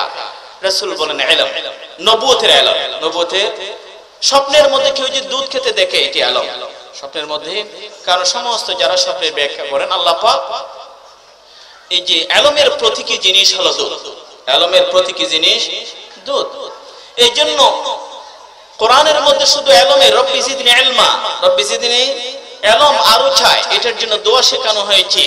আর পৃথিবীর মধ্যে অত কোটি কোটি খাবারের তালিকা, কোন খাবারের মধ্যে জিদনা মিনহু নাই, শুধু দুধের মধ্যে আছে আল্লাহুম্মা বারিক লানা ফিহি ওয়াজিদনা মিনহু। এলম বেশি চায়, এইজন্য দুধের ক্ষেত্রে ওয়াজিদনা মিনহু। রাসূল স্বপ্নে দেখেন সাল্লাল্লাহু আলাইহি ওয়াসাল্লাম, আমি দেখছি যে এক কূপ থেকে একজন মানুষ পানি বালতি দিয়ে তুলছে, যতদিন আল্লাহ পাক তার জন্য সময় রেখেছেন। এরপর আরেকটি লোক আসে, পানি তুলছেন, কিন্তু একটু দুর্বলতা আছে, টুকে আছে, এবং হাদিসের মধ্যে আছে আল্লাহু ইয়ারহাম দাফা, এই দুর্বলতা উপর রহম করো। এরপর আসবেন এবং এত শক্তি দিয়ে পানি তুলছেন যেন সেটা বালতি নেই, যেন বিশাল আর কি বড় আকারের রূপ ধারণ করেছে। রাসূলকে জিজ্ঞেস করা হলো এই স্বপ্নের ব্যাখ্যা কি? রাসূল সাল্লাল্লাহু আলাইহি ওয়াসাল্লাম খেলাফা দায়িত্ব। রাসূলের পরে হযরত ওমর ইবনে খাত্তাব রাদিয়াল্লাহু আনহু পৃথিবীটাকে যেভাবে শাসন করেছেন, শক্তি দিয়ে, বুদ্ধিমত্তা দিয়ে, বিচক্ষণতা দিয়ে, ইনসাফ দিয়ে, সুবিচার দিয়ে, সুশাসন দিয়ে, পৃথিবীর এরকম নজির আর কোথাও নেই। মানুষ তো আলেকজান্ডার দি গ্রেট কে বড় বলে, ওমর ইবনে খাত্তাবের চেয়ে বড় আয়তন কেউ শাসন করেনি। উলামায়ে কেরাম বলেন আলেকজান্ডার যত পৃথিবী বিজয় বা জয় করেছে তার চেয়ে বেশি পরিমাণ জায়গা ওমর ইবনে খাত্তাব শাসন করেছেন, 22 লক্ষ বর্গ মাইল, 22 লক্ষ বর্গ মাইল। এবং ওমর ইবনে খাত্তাব এই উম্মতের মাঝে এমন সৌভাগ্যবান সাহাবী, যিনি সাহাবী, নবী নন, কিন্তু নবীদের মুজিজা, যারা নবী নয় তাদের ক্ষেত্রে হলে এগুলো কারামত বলা, কি বলা হয়? নবীদের ক্ষেত্রে হলে মুজিজা, আর যারা নবী নন তাদের ক্ষেত্রে হলে আমরা কি বলি? কারামত বলি। হযরত ওমরের ক্ষেত্রে নবীদের মুজিজাগুলো কারামতে রূপান্তরিত হয়, নবীদের মুজিজা কারামতে রূপান্তরিত হয়। কেমন মুজিজা? হযরত মুসা আলাইহিস সালাম তিনি যখন পানি কি বলেন যেখানে রাস্তা হোক, আঘাত করেন লাঠি দিয়ে, রাস্তা হয়ে যায় কিনা? রাস্তা হয়ে যায়। এটি মুসা আলাইহিস সালামের জন্য মুজিজা। ওমর ইবনে খাত্তাবের কারামত কি? তিনি মিশরের নীল নদকে যখন শুকিয়ে যায়, পানি বন্ধ হয়, তিনি সিটি দিয়ে বলে, এই নীল নদ, তুমি যদি নিজের ইচ্ছায় যদি তোমার পানি প্রবাহিত হয়, তোমার এক পানির এক বিন্দু আমার প্রয়োজন নেই, এক ফোঁটা আমার প্রয়োজন নেই। আর যদি তুমি যদি আল্লাহ পাকের হুকুমেই চলতে থাকো, প্রবাহিত হও, এই চিঠি পাওয়ার সাথে যেন দেরি না হয়, পানি চলে।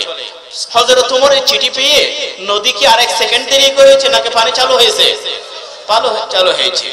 হযরত ওমরের ক্ষেত্রে নবীদের মুজিজা কারামত। হযরত ইব্রাহিম আলাইহিস সালামের জন্য আগুন, এটি মুজিজা। কুলনা ইয়া নারু কুনি বারদান ওয়া সালামা আলা ইব্রাহিম। হযরত ওমর ইবনে খাত্তাবের যুগে, ওমর ইবনে খাত্তাবের যুগে মদিনা এক জায়গা থেকে আগুন শুরু হয়, আগ্নেয়গিরি হয় না? আগ্নেয়গিরি, আগুন শুরু হয়। ওমর ইবনে খাত্তাব তামিমে দারিকে পাঠান, তামিম গিয়ে বল আগুনকে এক্ষুনি যাও, আগুন নিভিয়ে ফেলো। আগুনের কি সাহস যে মদিনা আগ্নেয়গিরি। হযরত ওমরের কথা পেয়ে তামিম এত সাহস পেয়ে যান যে তারিখের কিতাবে আছে সে আগুনকে, অনেক মানুষ যেমন গরু ছাগলকে মানুষকে মারধর করে, তিনি আগুনকে মারধর করে এই নিভে যাও বলে মারধর করে আগুন নিভে যায়, আগুন নিভে যায় হযরত ওমরের হুকুমে। হযরত সুলাইমান আলাইহিস সালামের জন্য এই বাতাস, এই যে বায়ু, সুলাইমান আলাইহিস সালামের তখ্ত, এটা কি বুদুহা শাহর ওয়া রাওয়াহুহা শাহর, এক মাসের দূরে নিয়ে যায়। সেই বাতাস হযরত ওমরের কথাও শুনে, হযরত ওমরের তিনি মদিনায় এক মাসের দূরত্বে সারিয়া যুদ্ধ করছেন, কিন্তু পরিস্থিতির রণকৌশল এমন যে সেখানে মুসলমান বুঝি পরাজিত হবে যদি রণকৌশল পরিবর্তন না করে। হযরত ওমর দেখছেন কারামত, এক মাস দূরত্বে। বর্তমান মানুষ তো টিভির সাহায্যে, মোবাইলের স্ক্রিনে দেখে, হযরত ওমর এক মাসের দূরত্বে এগুলো ভিডিও দেখার জন্য কোনো মেশিনের প্রয়োজন হয়নি, তিনি সবকিছু দেখছেন। তিনি তখন সারিয়াকে, এই সারিয়া আল জাবাল, তুমি পাহাড়ের দিকে যাও, তোমার রণকৌশল অবস্থান পরিবর্তন করো। এবং বাতাস দেরি করে নাই, মদিনা থেকে হযরত ওমরের কথা মিনিটের মধ্যেই সারিয়ার কানে পৌঁছিয়ে দেন। ইয়া সারিয়া আল জাবাল, ইয়া সারিয়া আল জাবাল। মদিনা এক সময় ভূমিকম্প হয়। হযরত ওমর মাটিকে বলে, এই জমি, এই মাটি কেন কাঁপছো? আমি কি তোমার এই জায়গায় ইনসাফ কায়েম করিনি? এই কথা শোনার সাথে সাথে ভূমিকম্প বন্ধ হয়ে যায়। আরেকবার এই riwayat-এর মধ্যে ওমর ইবনে খাত্তাব রাদিয়াল্লাহু আনহু বলেন, আল্লাহ পাকের কসম, যদি এই জমিন আবার কেঁপে ওঠে আমি এই জায়গায় থাকবো না, আমি অন্য জায়গায় চলে যাব, আমি এই জায়গায় থাকবো না। ওমর ইবনে খাত্তাব রাদিয়াল্লাহু আনহু রাসূলের বড় প্রিয় সাহাবী। রাসূল বলেন, আমার পরে যদি লাকান আহাদুন বা'দি নাবিয়্যা লাকান ওমর, আমার পরে যদি নবুয়তের ধারাবাহিকতা থাকতো আমার পর ওমরই নবী হতেন। আমার পরে কেন?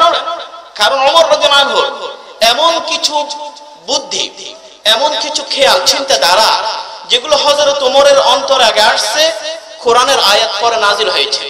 কোরআনের আয়াত হযরত আল্লামা সুয়ুতী রাহমাতুল্লাহ আলাইহি বলেন, এমন 21টি হযরত ওমরের মনের চাহিদা, মনের আকাঙ্ক্ষা, মনের ইচ্ছা, যেগুলো পরে আল্লাহ পাক কোরআনের আয়াত নাজিল করেছেন। আল্লামা শিবলি নোমানী রাহমাতুল্লাহ আলাইহি বলেন, আউলিয়াত ওমর, এমন 45টি জিনিস আছে ইতিহাসে যেগুলো ওমর ইবনে খাত্তাব প্রথমেই করে, আউলিয়াত প্রথমেই করে। ওমর ইবনে খাত্তাব নিজেই বলেন, আমি আল্লাহ পাকের কাছে বহুদিন ধরে তামান্না, আমার ইচ্ছা ছিল মাকাম ইব্রাহিমের পাশে যদি 2 রাকাত নামাজের বিধান নাযিল হতো, আল্লাহ পাক আয়াত নাযিল করে ওয়াত্তাখিযু মিন মাকাম ইব্রাহিম মুসাল্লা, ওয়াত্তাখিযু মিন মাকাম ইব্রাহিম মুসাল্লা। ওমর ইবনে খাত্তাব মনে আকাঙ্ক্ষা ব্যক্ত করতেন, রাসূলের কাছে বলতেন, ইয়াদখুলু আলাইকাল বাররু ওয়াল ফাজির, এখানে ভালো খারাপ সবাই আপনার দরবারে আসে, যদি হিজাবের আয়াত নাযিল হতো ফানাজালাত আয়াতুল হিজাব, হিজাবের আয়াত নাযিল হয়। ওমর ইবনে খাত্তাব রাদিয়াল্লাহু আনহু যেভাবে আল্লাহ পাকের কাছে তামান্না, এগুলো মুওয়াফাকাত বলে, মুওয়াফাকাত ওমর ইবনে খাত্তাব, তিনি পৃথিবী শাসন করেছেন। তবে ওনার যে এমন দিক, আজকে সময়ের স্বল্পতা, ওমর ইবনে খাত্তাব পৃথিবীর যারা শাসক আজকে, বিশেষ করে মুসলমানদের কাছে আমাদের অনুরোধ থাকবে, মুসলমান দেশে মুসলিম যারা শাসক, তারা হয়তো পৃথিবীর অনেক রাজনীতিবিদদের বই পুস্তক তারা পড়ে, আমরা তাদের কাছে অনুরোধ করব, ওমর ইবনে খাত্তাব কিভাবে গোটা বিশ্বে 22 লক্ষ মাইল বর্গ মাইল শাসন করেছেন সেগুলো আপনারা পড়ুন। ওমর ইবনে খাত্তাবের সবকিছু না, যদি আংশিক আপনারা অনুসরণ করেন, আংশিক অনুসরণ করেন, তাতে উম্মার লাভ হবে, উম্মতের লাভ হবে।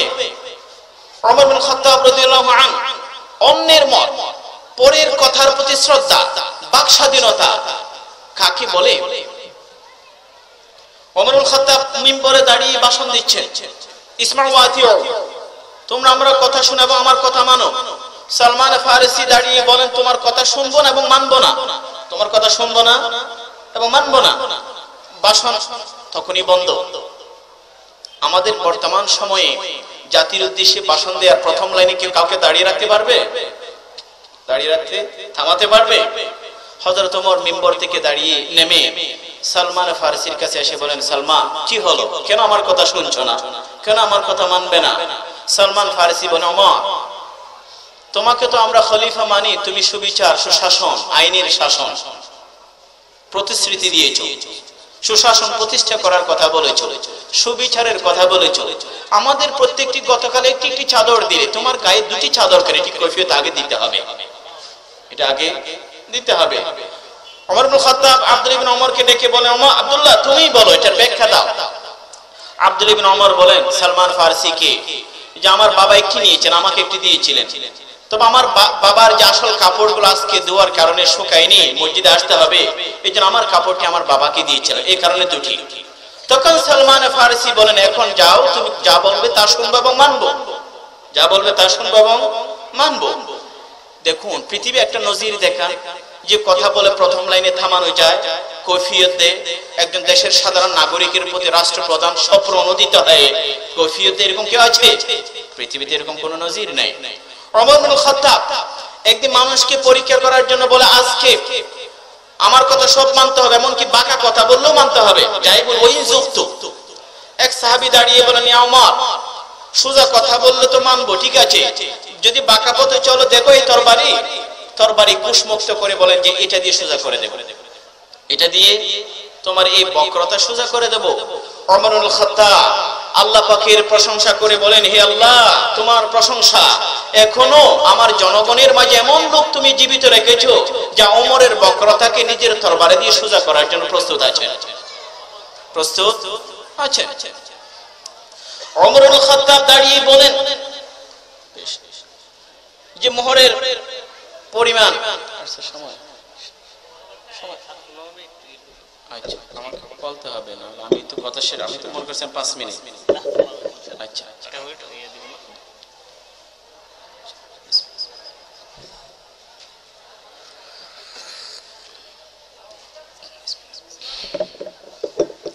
ওমর ইবনে খাত্তাব রাদিয়াল্লাহু আনহু মিম্বরে দাঁড়িয়ে বলেন, আজকে আমাদের দেশের যুবকরা মোহরের পরিমাণ বেশি হওয়ার কারণে বিয়ে শাদী করতে পারছেন না। এই জন্য হযরত ওমর বলেন, আমি উচিত মনে করি মোহরের পরিমাণটা একটু কমিয়ে ফেলা, একটা নির্ধারিত এই পরিমাণ মোহর থাকবে, এভাবে বিয়ে শাদী হবে।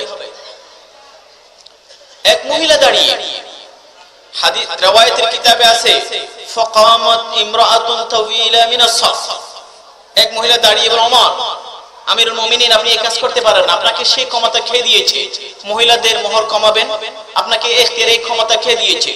তখন এই মহিলা একটি কোরআনের আয়াত তেলাওয়াত করেন, আল্লাহ পাক এই আয়াতের মধ্যে বলেন, কিনতার, যদি কাউকে প্রচুর পরিমাণ সম্পদ বিয়ে শাদীর ক্ষেত্রে কোনো সমস্যা নেই। যেখানে আল্লাহ পাক মহিলাদেরকে মোহরের কোনো পরিমাণ নির্ধারণ করেননি, আপনি কেন সেখানে পরিমাণ নির্ধারণ করতে যাইবেন? ওমর ইবনে খাত্তাব এই দলিল পাওয়ার পরে বলেন, আসাবাত ইমরা ওয়া আখতা রাজুল, আমি পুরুষ ভুল করেছি, মহিলাটা সঠিক কথা বলেছে, মহিলা সঠিক। এই যে ভুল স্বীকার করা এবং শুধরিয়ে নেওয়া, নিজেকে অন্যের পরামর্শ গ্রহণ করা, মনের এই উদারতা, জনগণের মানুষের কথা শোনা, এই শক্তি কজন শাসকের বর্তমান পৃথিবীতে আছে? ওমর ইবনে খাত্তাব রাদিয়াল্লাহু আনহু তিনি ইসলামের জন্য, আজকে যে আমরা হিজরি বলি, কার অবদান বলুন তো? ওমর ইবনে খাত্তাব। তিনি পৃথিবীর এই মুসলিম উম্মার স্বকীয়তা, তাদের পরিচিতি জন্য হিজরি চালু করেন। তিনি জেলখানা, আগে জেলখানা ছিল না, তিনি চালু করেন। তিনি পুলিশ প্রশাসন আব্দুল ইবনে উকবার মাধ্যমে চালু করেন। তিনি বাইতুল মালকে আরো সমৃদ্ধ করে, সুসংগঠিত করে আব্দুল ইবনে আরকামের মাধ্যমে চালু করেন। তিনি মানুষের ডাটা তৈরি করেন। তিনি নিয়মিত বাহিনী গড়ে তোলেন, প্রতিরক্ষা খাত। তিনি শিক্ষকদের বেতন ভাতা চালু করেন। তিনি কোরআন শিক্ষার ঘরে ঘরে ব্যবস্থা করেন। তিনি মুসলিম উম্মার জন্য এমন শাসক, এমন বুদ্ধির অধিকারী, অথচ খুব বিনয়ী, এইরকম শাসক পৃথিবী আর কোনোদিন দেখেনি, আগামীতেও দেখার কোনো সুযোগ সম্ভাবনা নেই। আমরা হয়তো তাদের কিছু পথ অনুসরণ করতে পারি। হযরত আসলাম ওমর ইবনে খাত্তাব রাদিয়াল্লাহু আনহুর এক গোলাম, আসলাম বলে, একদিন আমার মালিকের সাথে রাতের অন্ধকারে, ওমর ইবনে খাত্তাব দেশ শাসন করতেন শুধু আশেপাশে মানুষের খোঁজ খবর নিয়ে, অন্যদের জমা দেওয়া রিপোর্টের উপর ভিত্তিতে না, নিজে সরজমিনে যেতেন, ছদ্মবেশী হয়ে গ্রামে গঞ্জে বের হতেন, নিজে on the spot first hand information, সরাসরি খবরগুলো নিতেন। কারণ অনেক সময় আমাদের মনে রাখতে, শাসকদের বিভিন্ন এজেন্সি বাহিনীদের এই যে বানোয়াট খবর দিয়ে মানুষকে বিভ্রান্ত করা হয়, অনেক সময় নিজেরা জানবার চেষ্টা করবেন আসল কথাটি আপনাদের আশেপাশে এত বেশি প্রাচীন, এত বেশি লৌকিকতা, এত বেশি আনুষ্ঠানিকতা, এত বেশি দূরত্বের ওয়াল দাঁড় করানো হয়েছে, যেখানে সঠিক কথাগুলো পৌঁছানো কঠিন। ওমর ইবনে খাত্তাব নিজেই যেতেন সব জায়গায়। একদিন রাত্রে অন্ধকারে কোথাও আগুন দেখলেন, ওমর ইবনে খাত্তাব মনে করলেন বুঝে রাত্রে কোথাও কোনো কাফেলা আসার পথে এখানে বুঝে তারা অবস্থান নিয়েছেন, তাদের হয়তো কুছ খাবার নেই। এই জন্য তিনি নিজের গোলামকে নিয়ে সেখানে গেলেন। দেখলেন এক মহিলা নিজের বাচ্চাগুলো খাচ্ছে, আর সে আগুন জ্বালিয়ে কিছু ডেক্সির উপরে কিছু পানি, আর কিছুই নেই, পানিগুলো নাড়াচাড়া করে, বাচ্চারা মনে করছে বুঝি খাবার হচ্ছে, একটু পরে খাবার পাবো, এভাবে করে নাড়াচাড়া করে সন্তানগুলোকে বুলিয়ে পাড়িয়ে এভাবে রাখছেন। ওমর ইবনে খাত্তাব মহিলাকে জিজ্ঞেস করে কি হলো, তখন তিনি নিজের অভাবের কথা, দুর্দশার কথা, খাবারের সংকটের কথা বললেন। ওমর ইবনে খাত্তাবের চোখে পানি আসলো। তিনি দ্রুত নিজের গোলামকে নিয়ে আসেন বাইতুল মালের কোষাগারে, এখান থেকে যেগুলো সেই যুগের খাবার, গম, এবং এই যে খেজুর, এগুলো বোঝাটা নিজের কাঁধে নিচ্ছেন। আসলাম বলে আমিরুল মুমিনিন, আপনি কেন কাঁধে নেবেন, আমাকে দিন, আমি নেব। ওমর ইবনুল খাত্তাব সে ঐতিহাসিক কথা বলেছেন, আসলাম কালকে কিয়ামতের মাঠে এই মহিলা যদি খাবার না পেয়ে যে কষ্ট পাচ্ছে, এই শিশুরা যে কাঁদছে, এটার জন্য তোমাকে জবাবদিহি করতে, আমি ওমর ইবনুল খাত্তাবকে আল্লাহ পাকের কাছে জবাবদিহি করতে হবে। আমি তো ওমর মনে করি আল্লাহ পাকের কসম, ফুরাত নদীর তীরে দিজলার প্রান্তরে যদি কোনো কুকুরও না খেয়ে মরে, আমাকে বুঝি জবাবদিহি করতে হবে, আমাকে জবাবদিহি করতে হবে। এই জন্য আমি নিজের কাঁধে নেব, অন্তত পক্ষে আল্লাহ পাকের কাছে আমি দায় মুক্ত হব। ওমর ইবনুল খাত্তাব রাতের অন্ধকারে এই খাবারগুলো নিয়ে সেখানে শুধু পৌঁছে দেন নাই, নিজ রান্না করে নিজ হাতে বাচ্চাগুলোকে খাওয়ায় এবং বলেন মা মহিলাটাকে, রাত্রে সকাল আমার কাছে আসো। তখন মহিলা এত বেশি খুশি হয়ে বলেন, হায় রে, ওমর যদি আমাদের শাসক না হয়ে তোমার মতো কেউ যদি শাসক খলিফাতুল মুসলিমিন হতো, কত চমৎকার হতো আমাদের, কত ভাগ্য আমাদের খুলে যেত। সকালে গিয়ে দেখে ওই যে সে একই চেহারা, ওমর ইবনুল খাত্তাব রাদিয়াল্লাহু আনহু। তারাও দেশ শাসন করেছেন, কিন্তু জনগণের জন্য নিরাপদ ঘুমের নিশ্চিত করেছেন, তারা নিরাপদে ঘুমিয়েছেন। আর যারা জনগণের ঘুম কেড়ে নেয়, তারাও আর নিজেরা আরামে ঘুমাতে পারে না। ওমর ইবনুল খাত্তাব রাদিয়াল্লাহু আনহু মদিনার আঙ্গিনায়, তাবেঈনরা বলে, মসজিদে নববীর সামনে সাদা মাঠা জায়গায় ঘুমাচ্ছেন।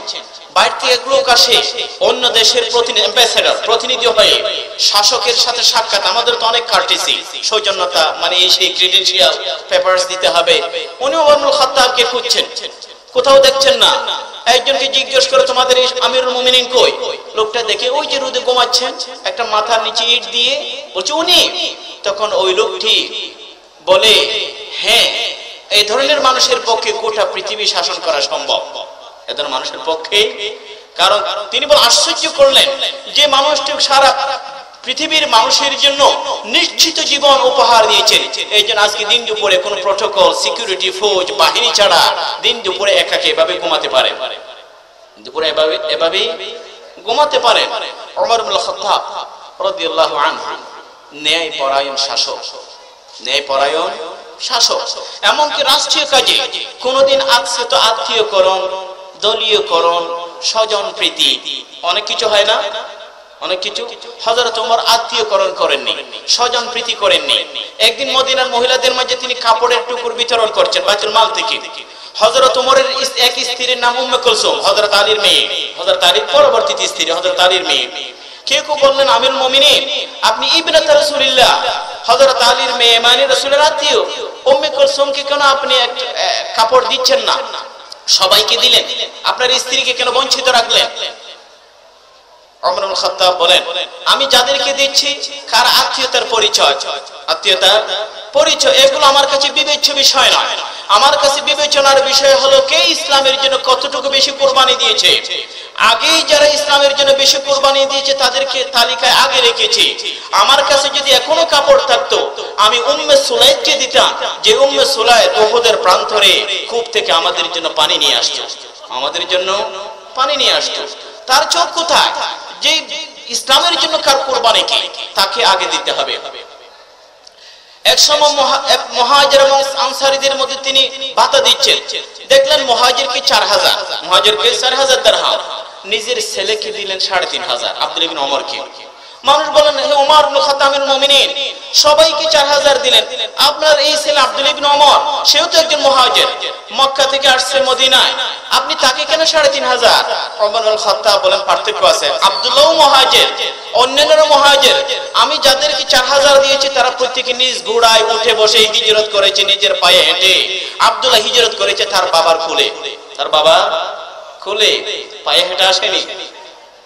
লাম ইয়াখরুজ বিনাফসিহি ওয়া মালিহি, নিজের টাকা পয়সা নিয়ে আসেনি। কোথায় খেয়াল করেছেন?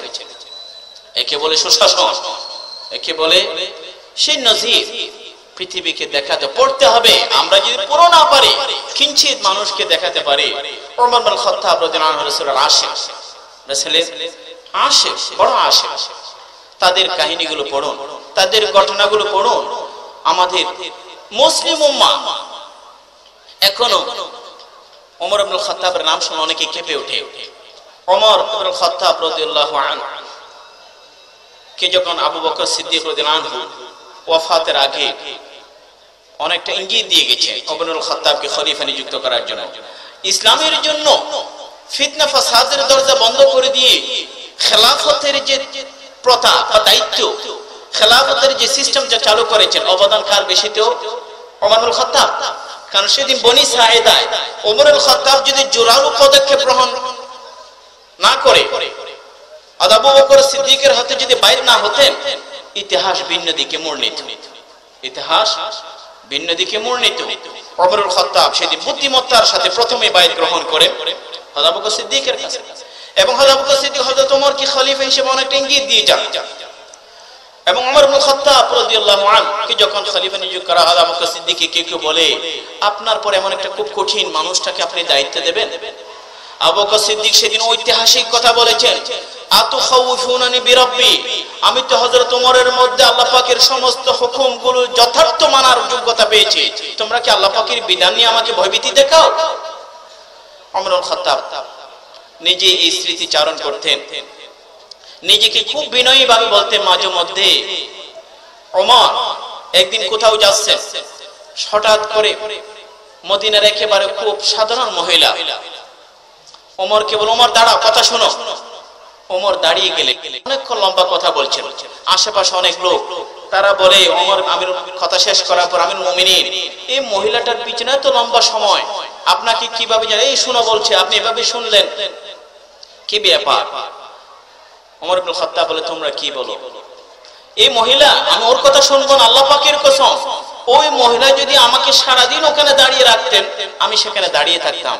কারণ এ তো সাধারণ মহিলা নয়, যার কথা আল্লাহ পাক আসমান থেকে শুনে এবং কোরআনের আয়াত নাযিল করে, কদ সামিআ আল্লাহু কাওলাল্লাতী তুজাদিলুকা ফি যাওজিহা ওয়া তাশতাকিরুল্লাহ ওয়াল্লাহু ইয়াসমাউ তাহাওয়ারাকুমা ইন্নাল্লাহা সামিউন বাসীর। আল্লাহ পাক সপ্তম আসমান থেকে শুনে জিবরাইলকে পাঠান, আমি ওমরকে যে তার কথা না শোনা।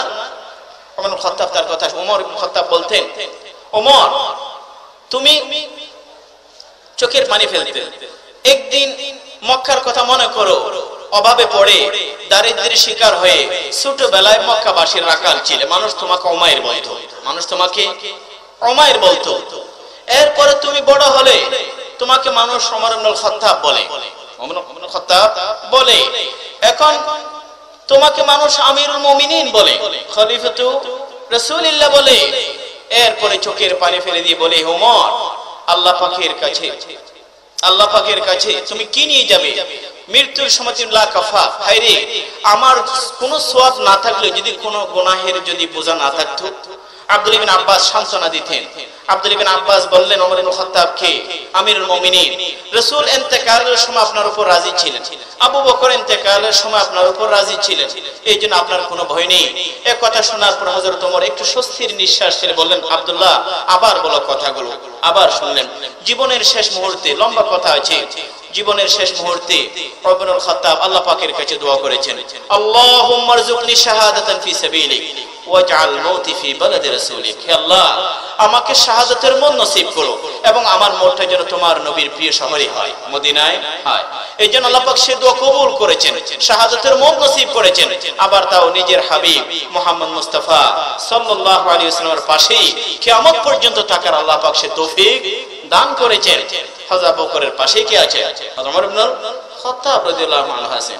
তিনি দোয়া করেন, আল্লাহ ইন্নাহু কাবুরাস সিন্নি ওয়া দাআফাত কুওয়াতি ওয়া ইন্তাশারা রাইয়াতি ফাকবিদনি ইলাইকা গায়রা মুদাইন ওয়ালা মুফাররিদ। হে আল্লাহ, আমার তো শক্তি ফুরিয়ে গেছে, জীবন বার্ধক্যে এসে গেছে, আমার দেশের আয়তন বৃদ্ধি পেয়েছে, তুমি আমাকে এমন একটি অবস্থায় নিয়ে যাও যাতে করে আমার কোনো অবহেলা ত্রুটি বিচ্যুতি হয়নি, এমন একটি অবস্থায় নিয়ে যাও। আল্লাহ পাক দোয়া কবুল করেছেন। এই জন্য পরিশেষে আব্দুল্লাহ ইবনে মাসউদের কথাই বলবো। আব্দুল্লাহ ইবনে মাসউদ রাদিয়াল্লাহু আনহুমা তিনি ওমর ইবনে খাত্তাবের ব্যাপারে বলতেন, ওয়াল্লাহি ইন্না ইসলামাহু কানা ফাতহান ওয়া কানাত হিজরাতুহু নসরা ওয়া কানাত ইমারাতুহু রাহমা ওয়াল্লাহি মাস্তাতা'না আলা আন নুসাল্লিয়া যাহিরিন ইনদাল কাবা হাত্তা আসলামা ওমর। ওমর ইবনে খাত্তাবের ব্যাপারে আব্দুল্লাহ ইবনে মাসউদ বলতেন, তার ইসলাম গ্রহণ, ইসলামে আসা